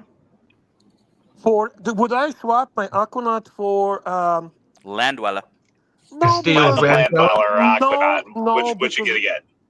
No, because I can get I'm going to try to get a Land Dweller at retail. No, yeah, wrong. He's already got the Aqua Knot, and yeah, if when the Land Dweller opportunity comes up, you're buying one regardless. Yeah, right there. Archie, he wouldn't sell it because he knows Patek is king. And no, Aquanaut is really nice watch. I really enjoy Aquanaut. It's really good on your wrist. Bear, I saw a lot of people wearing the Aquanaut and Watches and Wonder. It looked a lot awkward on people, but on you, that's the watch, man. Thank you very much. Real quick. On the Land Dweller, I think it looks better with the diamond bezel. I don't know what you think. No. You don't like it? Okay. No, I like it, but not better. I like it. I definitely like it more with it. I don't know why. That one you could get. That actually you could get at retail, probably. Yeah. A very astute Let me ask observation you from Jay, something, Greg. Bear. Hey, Archie, Why what's can up, man? Rolex have shooters available next day, but they can't have land that dwellers ready? Because they choose to. Yeah, Yeah, marketing. because fuck you, that's why. Exactly. Because Archie, no brand can fucking touch Rolex. Do you understand that, Archie? No Hmm. brand. I'm a Rolex man. I'm not a Breguet fucking man. Okay? Rolex man. Did you go there? Did you see Rolex? Did you I kiss the got the piece with catalog, Rolex? Bear. Huh? I got the land dweller catalog. Nice. That's very nice, Archie. I queued up for 7 hours to get it, Bear. I'll what show was it your to you. favorite new release, Archibald? Not from Rolex, altogether. Your favorite new release. What stood out? What got your Look, attention? Bear, I got this, Bear.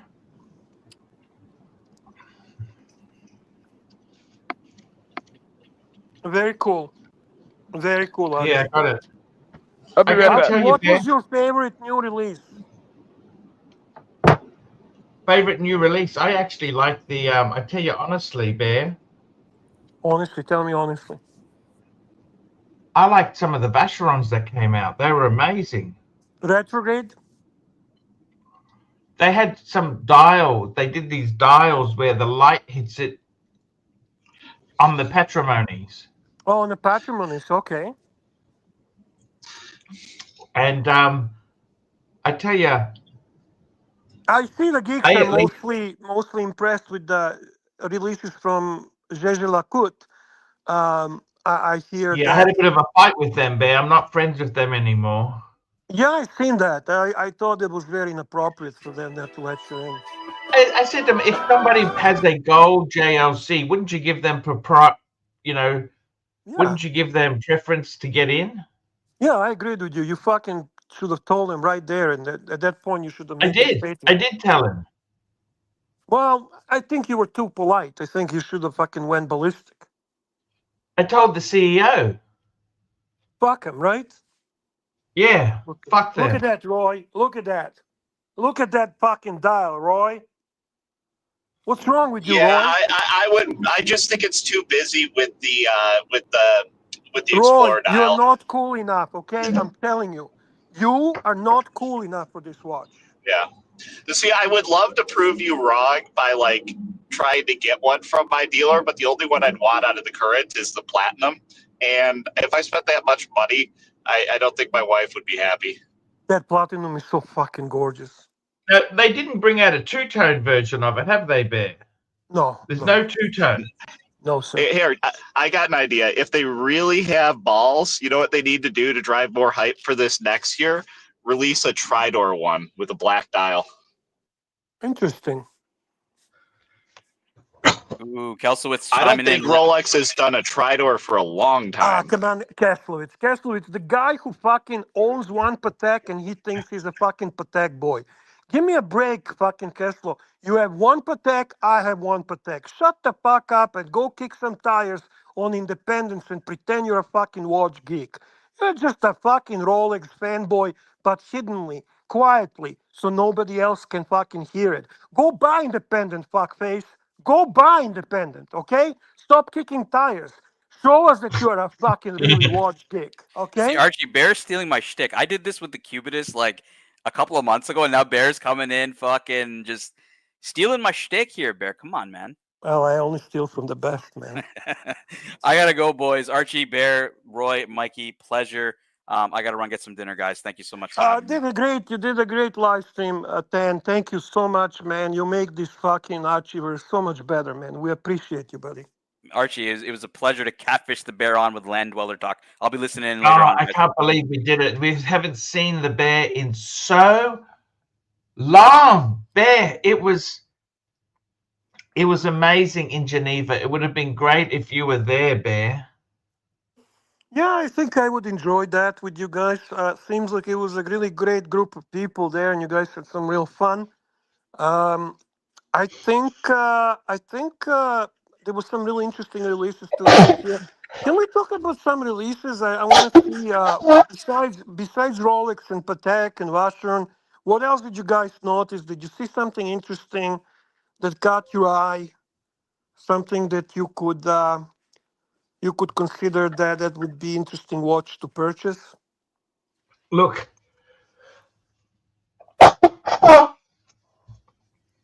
I got to tell you something. I went to AP,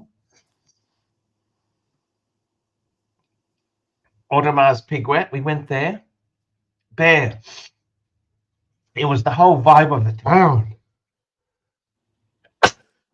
The whole No, vibe of. man. No, Kessler. No, you're wrong, bro. You're wrong, bro. Bro. And it's wrong. Actually, I want to ask you, can we talk about some like a budget watches? Like I saw something interesting. I want to ask you about your opinion on it. Yes, So, sir.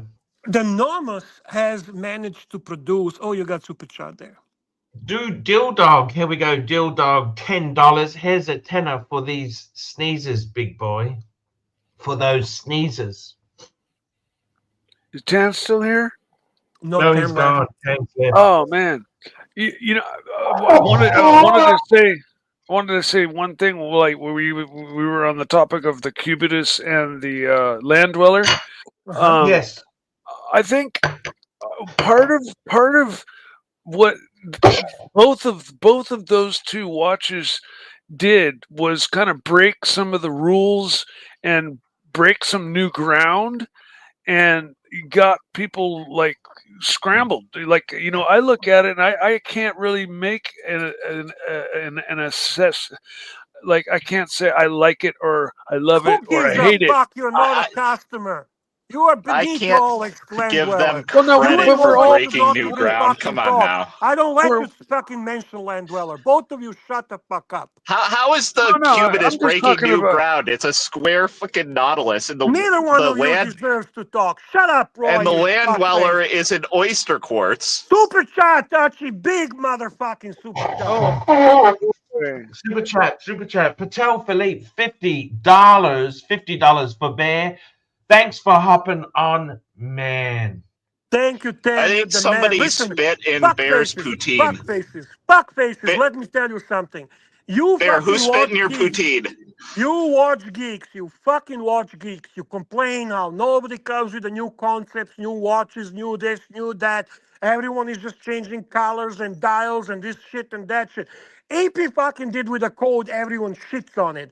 Rolex does it with the fucking Sky Dweller, and now he does it with the Land Dweller. Everyone shits on it. I don't fucking like that, okay? Okay? I don't fucking like it.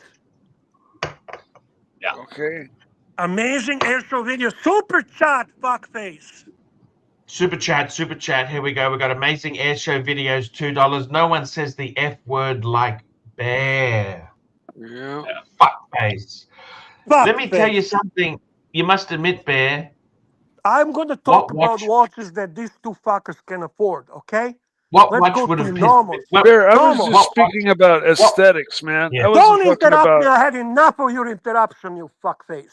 Okay, sorry about that. Quiet there, okay? No more. I'm not a fucking Goldberg to be nice, okay? What do you think I'm fucking Bear. Yes. Five espressos deep. Nomos, the new world time. The new world time. Incredible, Bear. It's incredible. Officially, the thinnest world time ever made. Roy, what say you? It's a great technical achievement. It's a nice watch, but the Nomos aesthetic has never been it for me. I just don't like that aesthetic. I respect what they do. Nomos up, Bringing it up now. New Nomos world time. Nomoses are also deceptively large because they have those long legs. Must admit, Bear, it's pretty good looking, isn't it? Don't you reckon? Yeah. No, it's a good looking watch. It doesn't do anything for me. I don't know. Well, they have two main versions which are going to be produced regularly, and they got bunch of colorful dials which What are kind color, of Bear? like a Well, I'd go limited for the edition. brown. Wouldn't you go for the brown? No, actually, to be honest with you, I just like the regular standard blue dial. Regular standard blue dial. You got I mean, I think supercharged the firing silver arc dial flash with rate. blue chaptering. It's coming up. Just You hang know on. what? It is cool. It is cool, Roy. It is cool. You can afford this one, Mikey. You can afford this one. You can talk about this one. Do not talk about Land Dweller. I do not Okay. allow you. Sorry, I I do did not not. allow I you. didn't mean to pull your string there, Bear. Sorry. Please excuse Well, my transgression. all right. Forgive me for my sins. Okay. Thank you. So yeah. Okay. Let's go. Let's go. Patel Philippe super chat, big boy. The 10's gone. Where's the motherfucking fuckface? What's going on, Mikey? Oh, right now we're in limbo land, and Pull up 10 the fucking super jumped chat. off. I don't care. Do you have a keys? Do you have a keys? I don't have the keys.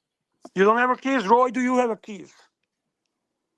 Oh, is Archie gone I don't too? have keys.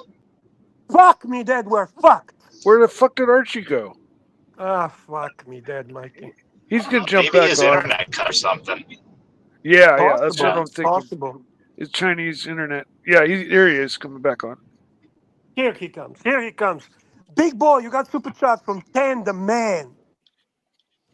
Archie, did you lose man. some weight? Did you lose some weight? No. Bear, come on. I'm just Come on, Bear. asking. It's ridiculous. Okay, stupid question.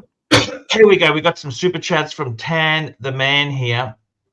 AC3, do some work and pull the watches Bear is talking about. Yeah, I just let's pull this up. Sorry about that. This module plays up when I bring it up, but these are pretty amazing.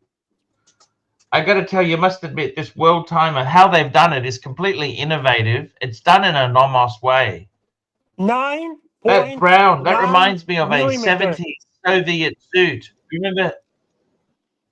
9.9 millimeter thick. That's fucking gorgeous, Soviet Roy. suit, Bear. That's what it reminds me of. That's what fucking thin watch Oh, the looks blue. like. You like fuckers. the glacier blue, Bear. That's what you'd go for. No, I like regular blue. Regular blue. Yeah, that glacier blue. You like it, huh? The regular blue? Yeah. The blue you and I Regular blue. like. They got glacier. They don't. Yeah, they do. That's a standard version. But these are all limited edition. You're looking. You're looking at limited editions. Oh, I see.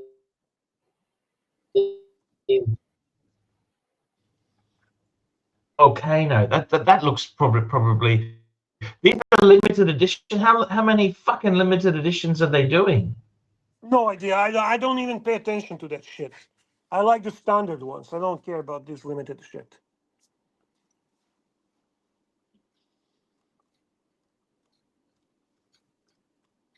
Ah, the standard one. What's the standard one? Yeah, these watches here. For the money, 8,000 Australian dollars. That's not. What's that? It's 5,000 US. That's not bad, again, is for it? the wall time, nice and thin, beautiful, functional. Right? Right? Yeah, I like them. Very nice. I have another one for you, Archie. I have another one that I like. Okay? Yes, tell me. The new Grand Seiko. The new Grand Seiko. With the new movement. With the new movement. New spring drive. Breakthrough with the new bracelet. I'll give you the reference number. S as a Sam. L as a letter. G. B as the boy. 003. Yeah.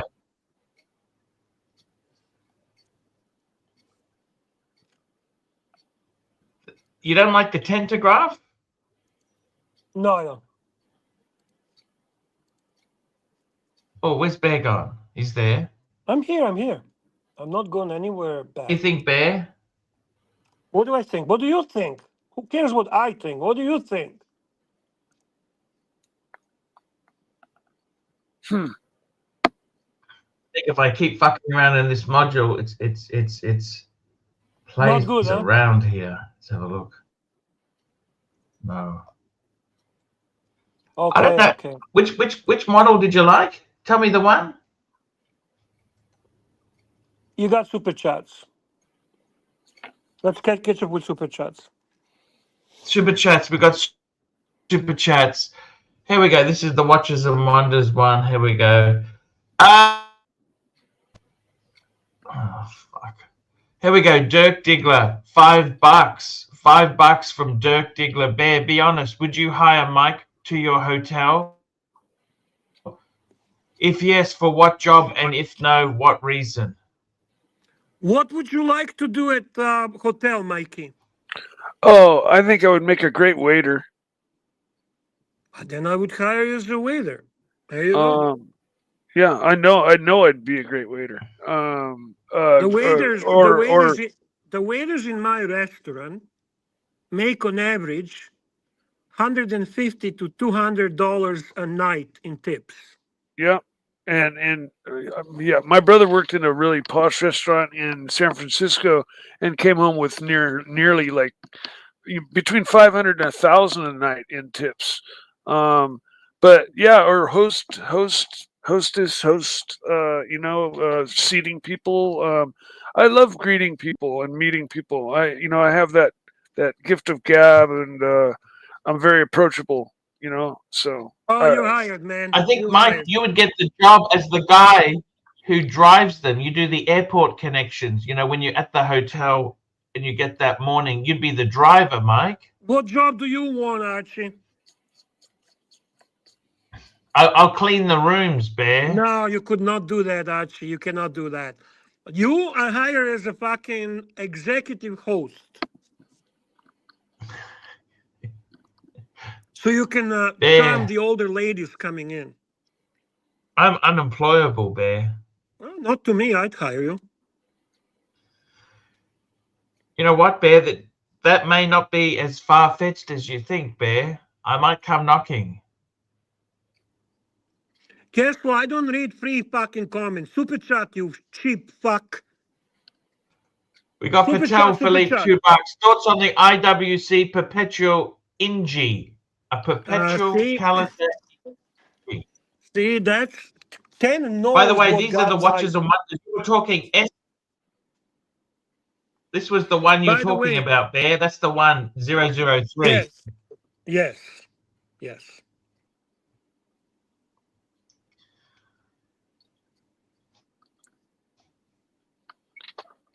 Isn't it gorgeous? It is. It is.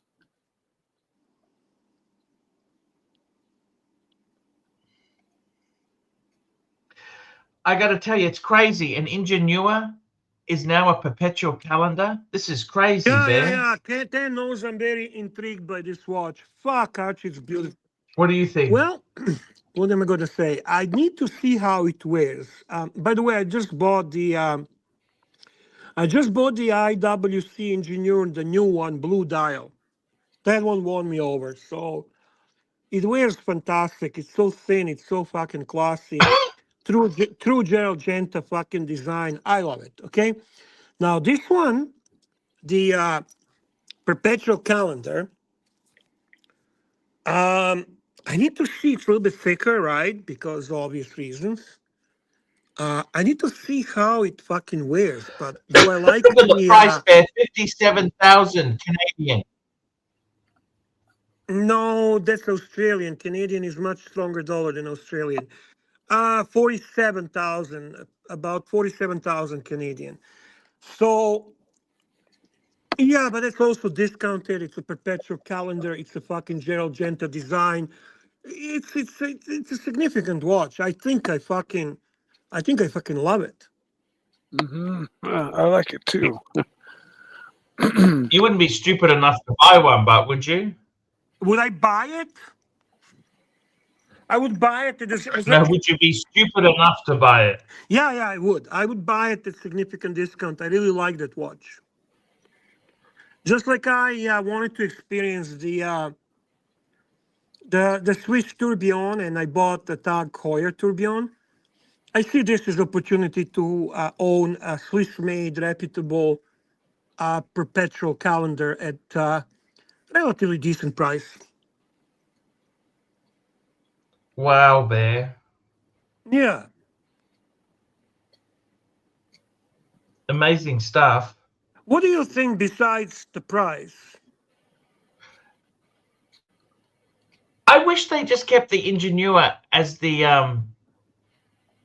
the scientist watch, Bear. I don't know what they're doing here. They So tried to turn the Ingenieur into a you see them going against the whole concept behind the original Ingenieur, right?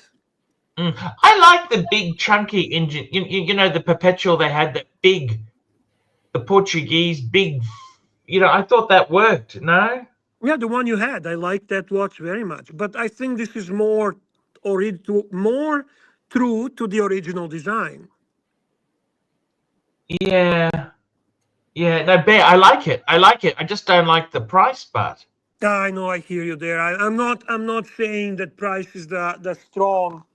I'm not saying the price is the best part of the deal here, Archie. I get that. I'm with you on that. But I think it's an interesting concept. And IWC is trying something new. You got to give him credit for that, You must right? admit that blue dial is amazing. Yeah. And that's the one I bought, the new blue dial. When you go back, Nice. yeah, when you go back to Brisbane, I hate doing streams with you when you're in the fucking La La Land and the stream sucks. When you go back to your Brisbane place, I'll come on and I'll show you some watches.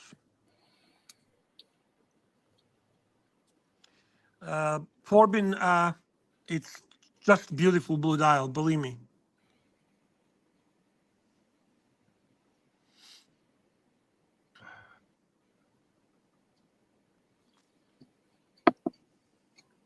Well, I've been on for quite a while. I need to take a break. Okay, Mikey. So I'll check you guys tired? a little bit later. I'll be back if I can. You tired? Well, that and I've got to go take care of my mom. So. All right, Mikey. Something I usually do earlier before Archie comes on, but.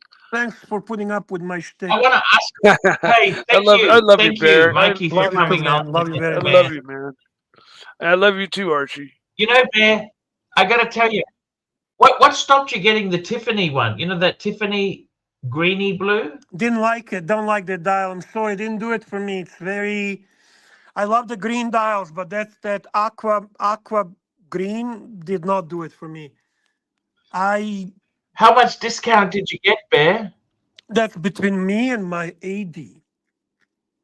Because you must admit, the pricing there, that's high Rolex money. Like that's you can get a Rolex Explorer 2 brand new, cheaper. Yeah, that's okay. You know what? My plan, I play with it a little bit, I enjoy it, and then I'm going to sell it to 10. Yeah. Super chat. Patel Philippe, $5. When you're done with IWC, head over to Moser and tell me what kind of drugs they're smoking. You're a Moser man, aren't you? Me? Yes. No, I had a Pioneer, Cosmos Green. I didn't like it. Didn't do it for me. So yeah, not really. I'm not. I wouldn't call myself a Moser man. Okay. You're not a Moser man. No. I do love that gold Ingenieur, man. That's amazing watch. But you know the thing is, that's not far off. Go to Moser. The price isn't far off a bloody Royal Oak. You know what I mean? Yeah, man, your fucking Wi-Fi sucks. Let me get out of this.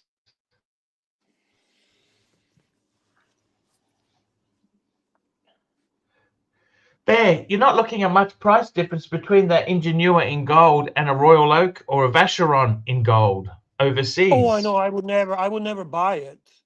I would never buy it. I just think it's kind of nice. It's beautiful. Yeah, but it's priced out of. Certain brands just don't know how to fucking understand their positioning, right? That's Like like Omega's when. the same. Oh fuck yeah! You go buy a solid gold Speedmaster, you get fucked royally. It's a gorgeous watch, absolutely Yes. gorgeous gold Speedmaster. Fucking gotta love it on that bracelet and everything. But to cost more than a day date, get the fuck out of here. That's ridiculous. It's a nut fucking job. That's why you buy. What You are they buy thinking? from. Well, I don't know what they're thinking, Archie. But you know what? Once in a while, we get excited about something and we do stupid shit and we buy stuff that's out of fucking. That's like fucking Tudor making a solid gold watch. What the fuck was Tudor thinking about that? What the fuck was Tudor thinking about that? Come on. Let's go to Moser. 10 paid you a super chat for that.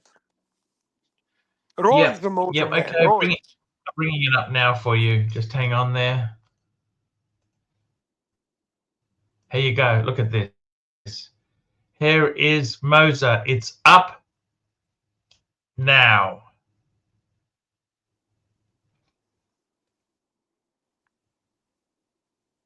What the fuck? Look at these, Bear. Look at this. Let it pop. What is going on, man? I wasn't aware of this. How come I didn't see this shit? Roy, what the fuck Hello? is this shit? Hello?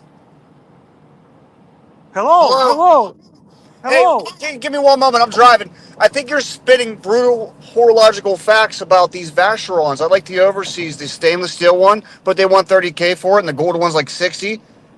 Whatever you said, I agree with. You said it better than I can. You know how much I like the Iron Cross. It's my kind of shit. Guys. Hello? Yeah, we hear you. We hear you. Keep going. I blew my load. All right, good to know. I just wanted to agree with you. I was over here just agreeing with you. It's good. Good to be agreed, Don. I mean, Yeah. I don't get that often in my life. They're such nice watches, but they don't know their fucking positioning here. Come on, what's going on? That's right, man. That's right. I'm not gonna spend 30K on a stainless frickin' Vacheron, even though I think it's very nice. Fucking right. When you want a solid gold, what do you buy? What do you buy? The Rollies, Fucking right. That's what you buy. they priced us out of the Vacherons. They priced us out. That's right, man. Yeah, dude. Don't overthink it, boys. Just buy fucking solid gold Rolex. That's it. All right, see ya. So, your comments, Pontiff, on this amazing I new gotta tell you, approach Bear, these by colors. What do you think of these colors? This is like candies, like a candy store. Underdog. You know that brand Underdog that you were into, Bear. Yeah. What do you think? I don't see myself interested in any Do you of like that these shit. colors? No. No. You have to be like, you have to fucking be fucking Houdinki all the way to get into this shit. All right? You gotta be, Yeah. you gotta be, you know what? You kind of like have to wear pastel color gold shirts like Tesla. Okay? You gotta be kind of refined like Tesla to buy this fucking shit. Or at least to kick tires on We got a this shit. super chat from Patel Philippe. $2 for the record. Bear had a Vacheron steel overseas. Yeah, I did.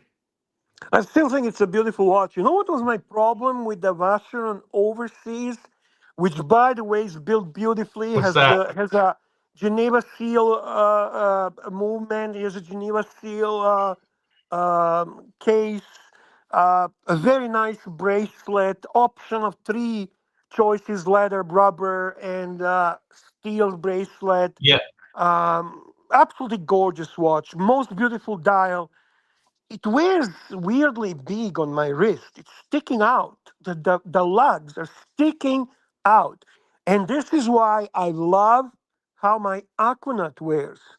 This is why I prefer wearing Aquanaut, even though I think often that my Overseas was a much better watch.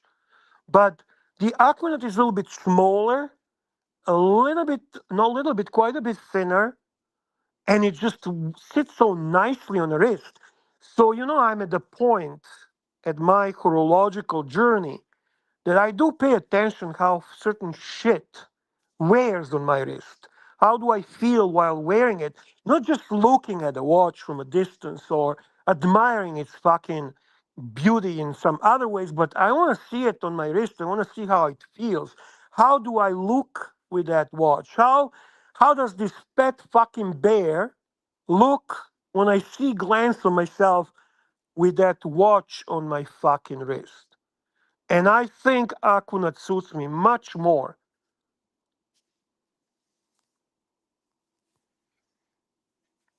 Have you been tempted to sell it at all, Bear? Which one? Your Aquanaut. No. No, I'm not. There's few watches there that I just love for the right reasons, and I don't want to sell. No, that's why would I want to sell that watch? I actually wear it. That's the thing. I love it. It's a steel. I love the idea that it's discontinued. I love Aquanaut, to be very honest with you, before they became hype. I wish I was smart enough to buy it at that time. But you know what?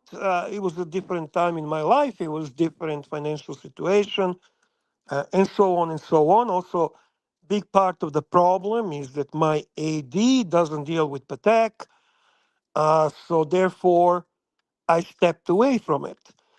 However, I did find that I that mean, watch. Canada is so difficult, Bear, because it's it's such a different market, Oh yeah, and when you have Patek. massive taxes. Yeah, when Patek. Well, I don't think. I honestly don't know. 10 would know this better, but I don't think we have any more Patek ADs in Canada. Maybe, but yeah, it's very. The Patek as an option and offer on the secondary market in Canada is not a regular occurrence. Yes. Not many come up, and they get snatched relatively fast. Uh, like really any Patek, actually, to be honest with you, any Patek. People in Canada don't have often options to buy Patek. So when it shows up, they pick it up. See, the problem is you buy anything from America, you get slapped with 20% tax, don't you? Yeah, man. Yeah. You have super Fuck, chats that's coming in, terrible. big dog. Super chat, we got one from Patel Philippe, $2. Thoughts on Bulgari Octo Ultra Tourbillon?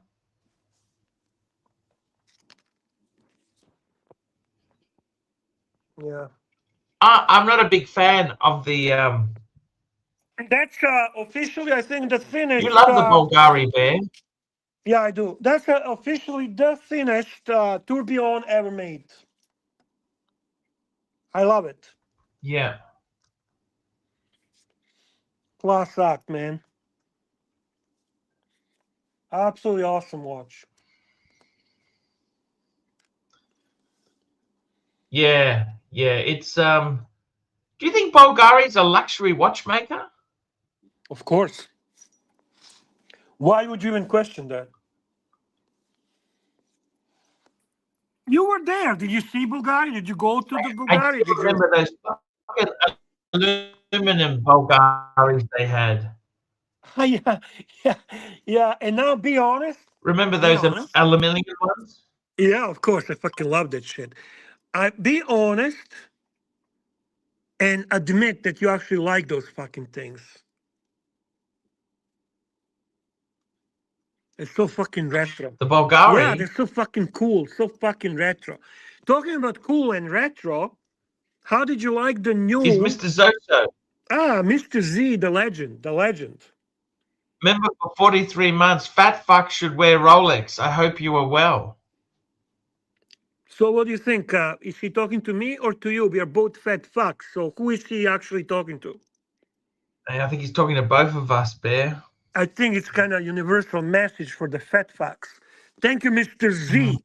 By the way, Archie, how did you like the new Formula One from Tag Heuer, the retro Oh, it's feel, man? fantastic.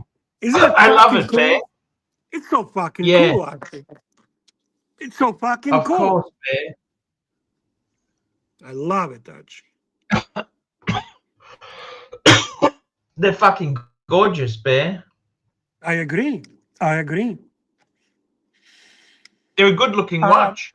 And I mean, at the I price, wasn't on, by the way. I wasn't on when you and the how 10 were talking can you go about. wrong?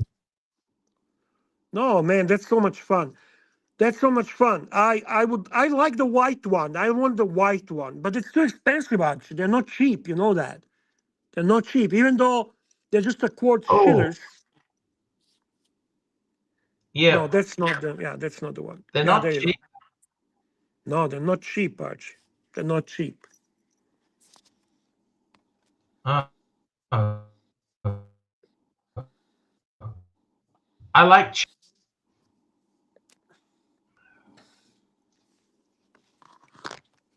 Bear. I'm heading back. I am heading back, Bear.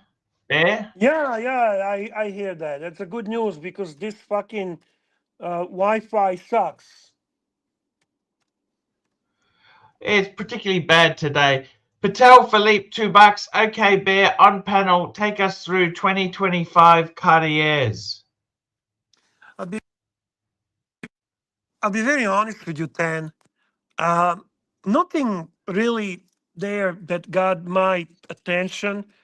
Every year, um, I hope for the Roadster, and every year they fucking disappoint me. This Tank Guichet is way too expensive, and it's not my cup of tea. Really, I don't really think I would ever buy or buy or own that watch. Um, this they did like a new Cartier tank, Louis Cartier. That's your kind of style of watch, and okay, it's cool. Um, I don't know what else I seen. There's some different size Santoses, which are pretty much medium with some new dials. Okay, that's relatively cool. But the exclusive news that I hear, and I'm not going to reveal my source, is that during the year we will be seeing a new Roadster coming out. So even though it wasn't released at Watches and Wonders, we will in 2025 actually see a new Roadster. Wow. Amazing news, Bear.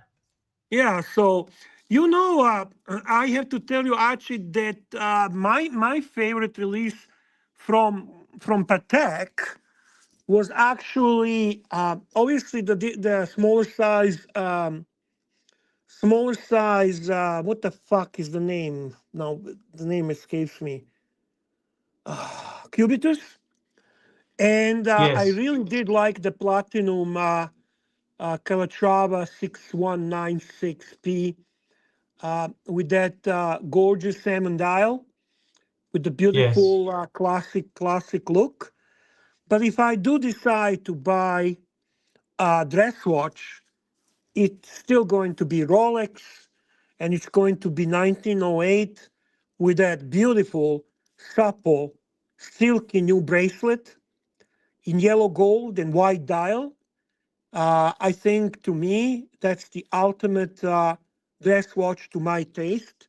So, hey, maybe for some significant date or something in the near future, That could be a watch with a legacy, watch for legacy.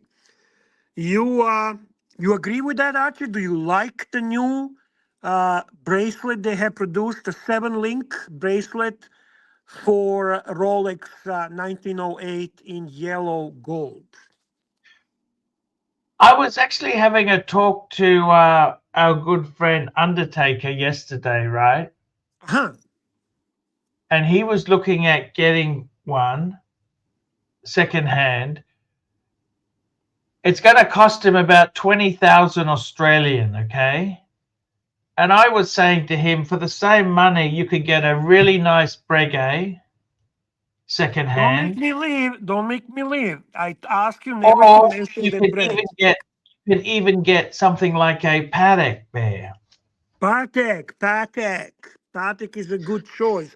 Let's catch up with super chats, big boy. Super chat. Here we go. We got a super chat here. We got Mr. Zoso $2. I'm talking about me, a fat fuck who wears Rolex. Oh my God, Mr. Zoso, fuck me, Dad. You calling yourself fat? You really calling yourself fat?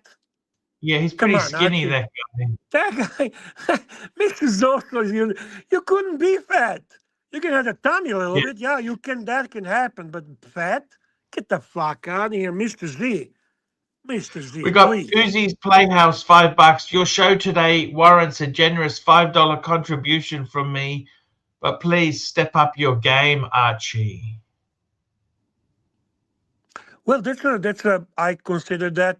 Besides, obviously, that it's a nice super chat. It's quite nice compliment. Means today's show was a good content, Archie. Good content, right? Content is a Excellent king, content. We've right? got Patel Philippe $2. AC3, don't duck out early. Eddie's on in 30 minutes. No, I will hang on for the next 30 minutes. Okay, I promise you that. I will hang on. It is And hard we've got working, man. I want to Patel comment Philippe about. I want to make a. $2. I want to comment. By the way, on this super chat, I think Eddie has done such a well. Tan and Eddie have done such a wonderful job reviving Horology Dungeon. Okay, Yes. basically dead platform after I think the 2 or 3 revivals. And he's, you know what? He's impressed me with a calm demeanor, a loving approach. Uh, he never blink. Like there could be hours without any super chat, but he puts the effort. He uh, he provides the content. He talks about stuff. He tries to make it interesting. He comes up with the different topics. He gets the guests. He welcomes everyone. He's not judgmental. He's actually a really nice guy. You know, at one time he would come on your name streams and I'm like, holy shit, this guy can be annoying. But he's everything opposite now. And he really matured as a panelist, as a host, makes people comfortable on his stream. Has always been like really friendly and people try, to provoke and say shit and even some anti-Archie sentiments and so on. Hey, I do as well. But he remains always loyal to you, and he's always like a good friend to you, and I really respect that. So Eddie's been a huge positive addition to your to this community and to your channel, and I'm very thankful for that. When Tan originally told me this, I had my doubts, I'm going to be honest, but boy, did he actually came through and created a good platform for all of us who are enjoying this fucking community of ours. To have a place to go, he's most of the time on. You can always jump on, chat with the Jimmys of the world, with all these great people in the chat. I'm gonna miss somebody, so I'm gonna feel bad about it. But it's been a great thing for you, Archie. Great thing for the show. Thank you for letting me say. Thank you. Next comment we've got here is Patel Philippe $2. Who told you JG was blacklisted from FPJ? Let me tell you this. I had two sources told me, and they both told me to keep it confidential. Don't tell anyone. I don't know if you know the story, Bear, but basically JJ had a Jean Yeah, and I he heard. sold I it. heard you said the story on stream yesterday or day before. Yeah, he had a Jean. You said, and he sold it, and somebody went somewhere and they checked the number and figure out Well, it they was went to the from. boutique. He went to the boutique, big noting himself, as you do. Yeah, I And they guess said, so. "Oh, let us have a look at it." They noted the reference number because there's so few made, and he got blacklisted. Ah, who gives a fuck if he Who gives sold a it? fuck? And JJ's upset. I mean, who gives a fuck? To Does be it very really honest with matter? you, I don't know that FP Zone whole thing. Like at one time, I think there was. I'm not. Listen, I like the watches. I'm not big fan of him. I'll be honest with you.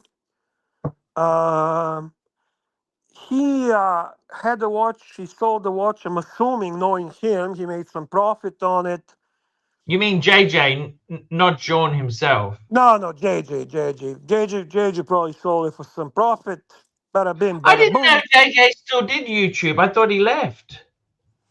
He left you. He didn't stop doing a YouTube. He just left No, Archieverse. apparently he doesn't do the show. What do you mean? He's got fill-in guests who do it. He doesn't do it. That's what I've heard. So he's pulling Archie Luxury. Well, You I know, I guess. got to Hey, tell you listen. something. You know why I won't go back. I didn't go to New York. Is that when all these guys, when the community pulls together and they love you, there's nothing greater. But when they hate your guts and they want to see you fail, I don't turn up to their town. You Yeah, I know, guess so. Yeah, I guess so. Yeah. and It's that's the okay, man. thing. We had such love. You were there with me. We went to JJ's dinner. Remember, that's where I met you at the steakhouse, the That's right. Well, Italian no, restaurant. no, Sorry, that's not true. We met before that. We met at the uh, Italian. at the pizza place where Gerber baby. What's his name? Gerber Carson baby. Kronos was there too. Remember? Yeah, no, Carson Chrono wasn't. Oh, yes, he was. He was. Because remember, Mr. he bought Valzoom. everybody a drink except one guy. To be honest with you, that was fantastic. Actually, that trip, I have a nice memories, and I don't think Well, we see, can that's the ever. reason why I couldn't go back. Is that it wouldn't be as good next time. Yeah, yeah. I don't think it's ever going to be like It's that. like being Elvis Presley and Yeah, then coming back to Vegas as a taxi driver or a cleaner. It doesn't feel the same. yeah. What's the name of Gerber baby? What the fuck? My brain Jamie, stopped. Jamie, yeah, Jamie, Jamie Opulence. Yeah, he actually paid for that dinner. Jimmy's a great guy. He just looks like an adult Gerber baby, eh? Like honestly, like look at him. He's like just like a big version of Gerber baby. he's looking at selling some watches off there. But he doesn't have a lot of watches. Why would he sell anyone? What does he want to sell? You know, he sold his Goyard box. Ah, who cares? Boxes are fucking waste of money. What does he want to sell from watches? By the way, I do love Goyard boxes, man. I do love Goyard. I fucking love Goyard. They're just so fucking expensive. Oof. Ridiculous expensive. Yeah, man. Yeah. What does he want to sell, Arch? He wants to sell. Well, he's buying an apartment, and he may get rid of his world time. Oh, that's a watch that's his signature watch, man. That's what I said to him. I said, look, just fucking man up. Just borrow a bit more. Don't worry about it. That's a signature watch. No. I would. That's his. Just keep that. Sell everything And but he's that. got his reverso. He's thinking about getting rid of that. I said, Sure, who oh, cares? Yeah, whatever. Who cares about reversal? What else? he it was mainly Look, I tried to talk him out of it. He got a Yeah, Breguet. He wanted to kick the Breguet. He's a I Breguet do man know. now. Did you know that? Yeah, he did. Why don't he could just sell his wife's watch? Fuck it. Just get his wife's watch. Isn't it some expensive Patek as well? Well, he paid retail for it, Bear. Yeah, just sell that fucking thing. And then that's cool. You sell and buy her Omega with diamonds or something like that. What do you think? Yeah, it's not quite that easy, but Bear. Is it? I don't think so. No, I don't know. Where's Narky Poo? Narky Poo. Where's Narky Naki Poo? Poo. Naki Poo got the shits with me because I took his StreamYard keys away, which he never ran a show anyhow. So what the fuck does he need them for? Well, And to troll you. He needs to troll. That's his tool yeah, to well, troll, I got man. the shits with him and said, "Get fucked. The money's not there. Why would I put up with his shit anymore?" It's like with our good friend Curly. When he was bringing in the bucks, I'm happy to be boo. But when the money stops, why would I put up with his crap? Curly's now mainstream radio host. He's not part of this fucking toxic shithole of ours. He's a mainstream radio host. He goes for ratings, man. Curly Yes. is mainstream now. No fucking shit talk, no swearing, no. He just covers the most interesting things in world of Ocean and Timmy. That's he's like kind of like a fox for Trump. He's a fox for Ocean. So basically, Ocean, a little bit of Timmy, and mainstream, and there you go. Great show. Super chat. We got another super chat. Patel Philippe, $2. Okay, spill the beans. Who told you? Two people told me. Okay, these are two people close to But why is that even a big JJ. news? No, seriously, why is that big news? Seriously, Why is why it is big it? news? I don't even know why it is. Do you? Do you have any Who gives real a red fuck? meat? Do you have any real red meat? Real red meat. No. Well, that's what the problem is. You're bringing up fucking irrelevant shit. Okay? JJ blocked. Who the fuck is JJ anyway?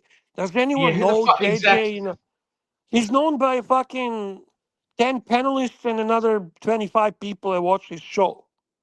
Who cares Yes. about JJ? I watch you, fuckface, in a fucking. What the fuck? You were like a fucking. Everyone knows you, fucker.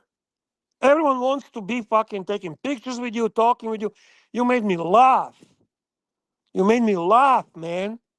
Fucking Yes. watchmakers are talking to you and you're telling them about mistresses.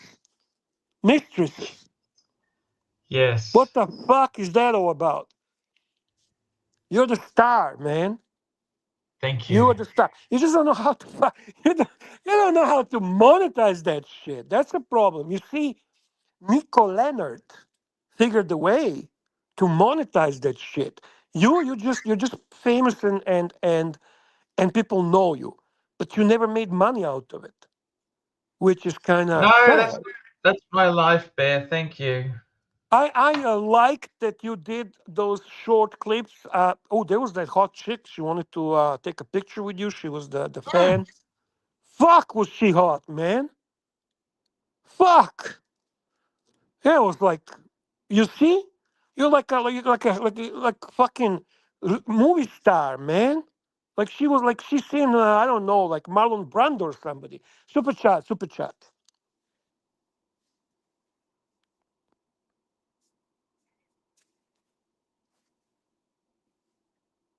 Is he frozen? Yep, he's frozen, boys and girls. Well, no girls, but at least boys.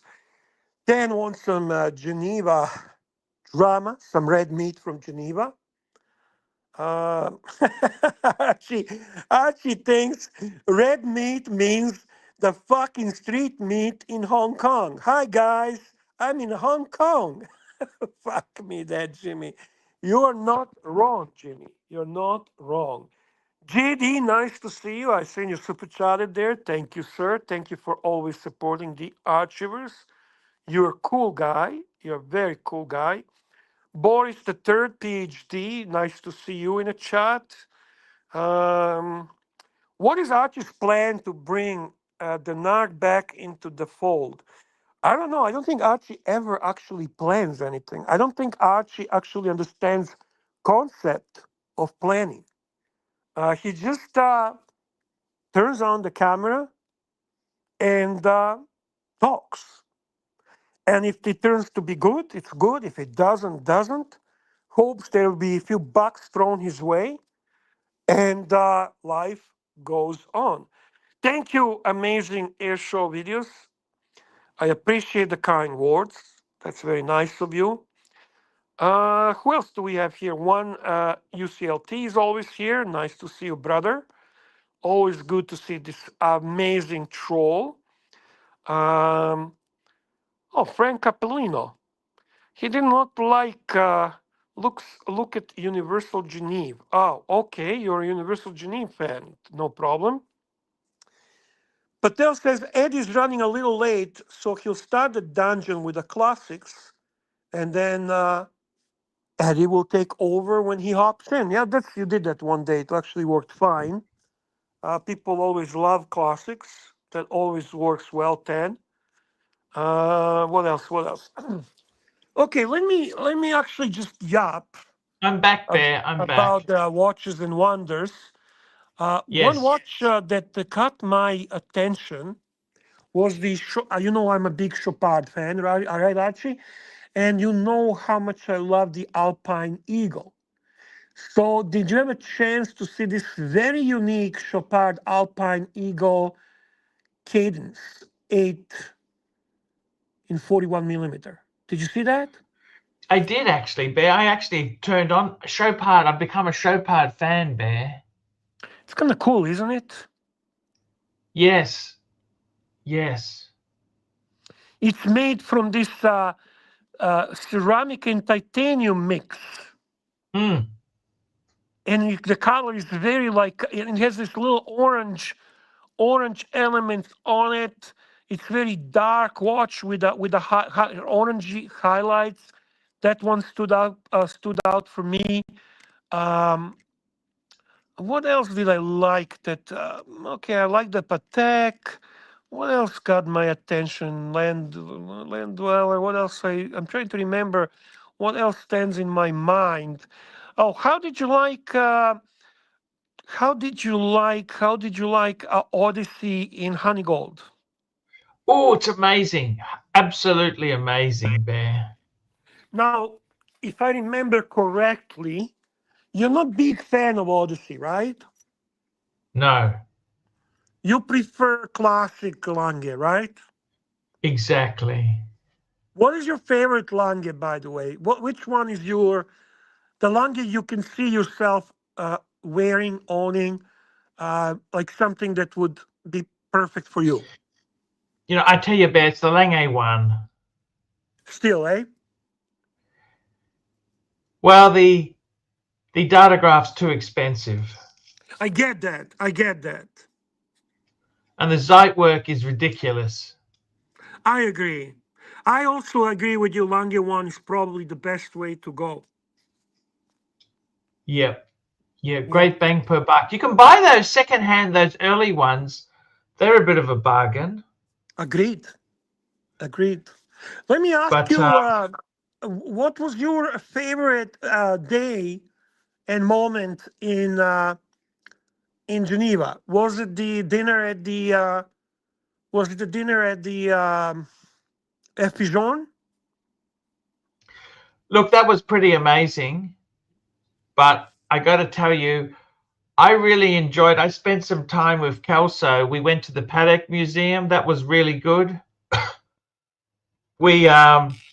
It's such a great city. It's such a great city. Geneva is such a beautiful city. I've never been. I never been there. I have no idea, but it does look beautiful. Yeah, it's very clicky, but there, if you don't have contacts, they don't kind of let you into things. So Kessler was making contacts for you guys to go places. Is that how it worked? Exactly. He's our lure, the lure Nice, bear. very nice. Yeah, It was a yeah. good group of people. It was Cashflow. It was Stan. I seen T cars there. Tell me Mm. who else was in your group? We had Thomas Burnett. Nice. He's selling his Jamie. Rolex Kermit to get a Breguet bear. What the fuck did you do to this poor man? What? We had Oh, Goldfinger was there. Dodger. Dodger's wife was there. Yeah, I seen Jamie, that. Dodger was wearing his beautiful Pikachu. I love that watch. Great watch. that's an amazing watch, bear. His wife is a lovely lady. Jamie was there, of course. That was a great, great group. Who else did you have fun with? Kelso was amazing. Okay, nice.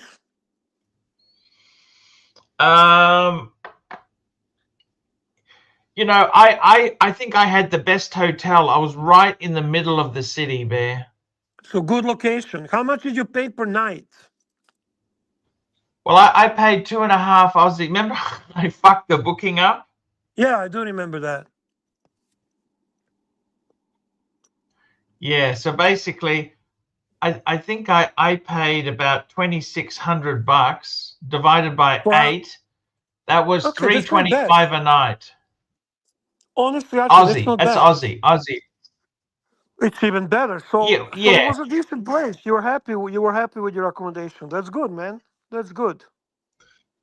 Oh, it was amazing, Bear. That I was accommodation was watching. I was amazing. watching you. I was watching your review of McDonald's. McDonald's in Geneva. That was $44 Australian, Bear. Fucking stupid, man. That is fucking crazy. I don't remember seeing Starbucks, but I'm sure you did a Starbucks as well. Yes, I was there with Kelso. It was look. Sometimes when you go on holidays, you just need to. You want to have a coffee, you have a coffee. You can't be stingy. Don't you agree? Agreed. Agreed. So I tell me met it. something. Tell me something. Yes. Do you feel that it was good that you went there? Oh, it was fantastic to go. I'm glad you did. I'm glad. Look, You were annoying me a little bit. You know when you were annoying me the most? when's that? When you were at actually fucking Geneva and 10 is standing in a line to go to Rolex and you're sitting on your fat ass doing fucking nothing in the middle of the place when all those amazing watches are around you. Why the fuck did you not take opportunity to go and see and try and taste and be there in the midst of things? I did. I went to so many, Bear. Well, I had to call you to fucking Geneva to tell you to get your ass moving. Do you remember that? Yeah, no, I remember. That's why I got the Rolex catalog. I'm impressed that what's his name, Cashflow found a way to tenderly take care of you. I was different. I was much more stern and He's such a nice enforcing. guy, you know. Kelso Yeah, is such a nice guy. yeah, he is. He is. If he's not in the chat, if he would let me know if you see him in the chat, I'll start talking shit about him again. Oh no, it's 1 o'clock in the morning there now. Yeah, yeah. But he's really such a nice guy. Kelso is such a nice guy. He's at his peak, 34 years old, good looking. Did he bring his wife? Did his wife come with him? No. He She's should not have. married. I thought he was married. He's not married. The lady we met with him in New York is not his wife? Well, they never look. I mean, she's his long-term fiance, but they never got married. Do they live together? Oh, look, I don't get too involved in his personal Oh, life. I That's got his news. I business. got news for him. If they live together, they're married in the eyes of the law. So she gets she gets half of a Patek and half of the rollers that he has. So just so he knows. Why is she long? Why is she so long in Geneva? He's kind of he's got a new gig. He's got some work that's just come in. When we were there, he got the call to say one of the TV shows has been extended, so he's got a great job. He's Oh, just having a excellent. bit of a break. Good man. Good if he can. That's I would enjoy You that know, too. he speaks Dutch as well. Is he Dutch? I'm not sure what it, but he's for some reason he speaks a bit because he lived in Amsterdam for a while. Oh, that's a great city. I did go to Amsterdam. I am aware of Yeah. Amsterdam. Never been to Geneva though. Never been in Switzerland at all. Never No, been in Switzerland. no, What it's what's in the plans for you? You're going back to Brisbane and then you're going to be I'm for a going while today, doing. Bear. I'm about to leave now, actually. So I tell you Are you going to be honestly, actually working? Are you going to actually do some work, do some content, do some streams like properly? yes, I will try, Bear. Well, if you do a good job, I'll jump on. If I don't think it's good, I don't jump on. No, Bear, I appreciate it. No, look, look, the watch world has changed a lot since you came on last, Bear. The world is not the same. What do you mean? Because of the tariffs and stuff? Yeah, just the whole place has changed a bit, Bear. It's all going to be okay, Archie. We go through those cycles all the time. People thought with COVID the world will end. It's all kind of shit that happens to the world, but everything keeps moving and going. And Yeah, no, it's not even worth fucking stress. Believe me. no, no, that's it. But I mean, I think with the watches itself, there is a definite. It's mainly the enthusiasts who hang around, Bear. I agree with Jay Grace whether that Jamie is a great, perfect wingman. I think Jamie and Cashflow are great wingmen for Archie. They truly are. And you know what? There are some. This group of people that was there was just great group of people. And when I would watch what's going on and stuff, the coverage that you guys did, I do admit I wish I was there. I think you guys had a nice time. Uh, and Look, Bear, if you looked at some of the prices, I don't think you would, Bear. You know, the taxi Archie, we from die and the everything. airport to my hotel was $100. Yeah, but the memories you're gonna have. Look how we talk still to this day about that New York gathering. Okay, this was not as big, but it was significant. Okay, for the first time you were in Geneva. For the first time you were part of the biggest watch show that was inherited from the Basel world. For the first time, you were in the center of everything happening in the watch world. Hopefully, I was hoping it might reignite certain passion for watches, get a little bit of your attention. You were surrounded with people who are genuinely nice and genuinely like you. You had Yes. some good time. You had some good food, some drinks, some cigars, some good talk. What else you want, man? Now that Bear, it was amazing. Okay. Yeah, that's why. That's why I shouldn't worry about $100. I'm pretty sure that most of the people covered your expenses there. No, Bear, it was very good. But I'm just telling you, you know, it is an expensive city. Yeah, I know. Every one of those big cities like that. Oh, listen, And Switzerland, fuck me. you know the thing that made me laugh the most, Bear, is can I tell you what made me piss myself with laughter? Tell me. In Geneva, Yep. they don't really discount much, okay? Okay. Well, I'm assuming. Yeah, When that you makes sense. when you walk into a retailer with a gold breguet and a gold Patek, Mhm. they assume you've paid full retail for it. Okay. Okay. I see that. I see that. So that's hilarious. So kind of makes you feel a little more It makes you feel like a baller. baller. Yeah, yeah, I can see that. I can see that. Bear, I'm going to wrap this baby up. It's been a great show. What Thank have you. you missed the most in your hometown, Brisbane? What kind of food? What kind of thing?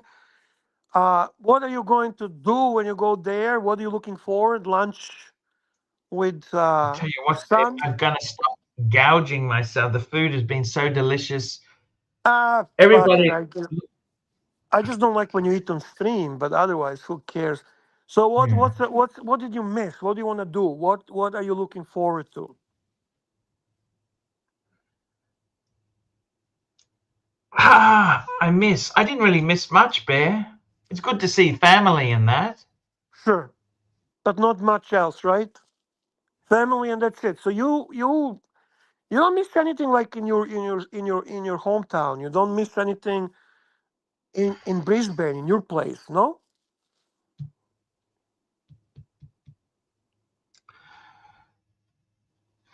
Look, there's many things there, Bear. I mean, look, you miss many things, simple things, just simple joys, I'll tell you something. I'm maybe the only one, but I always said, to me, the best streams are from your studio. I never liked doing live streams with you from different locations.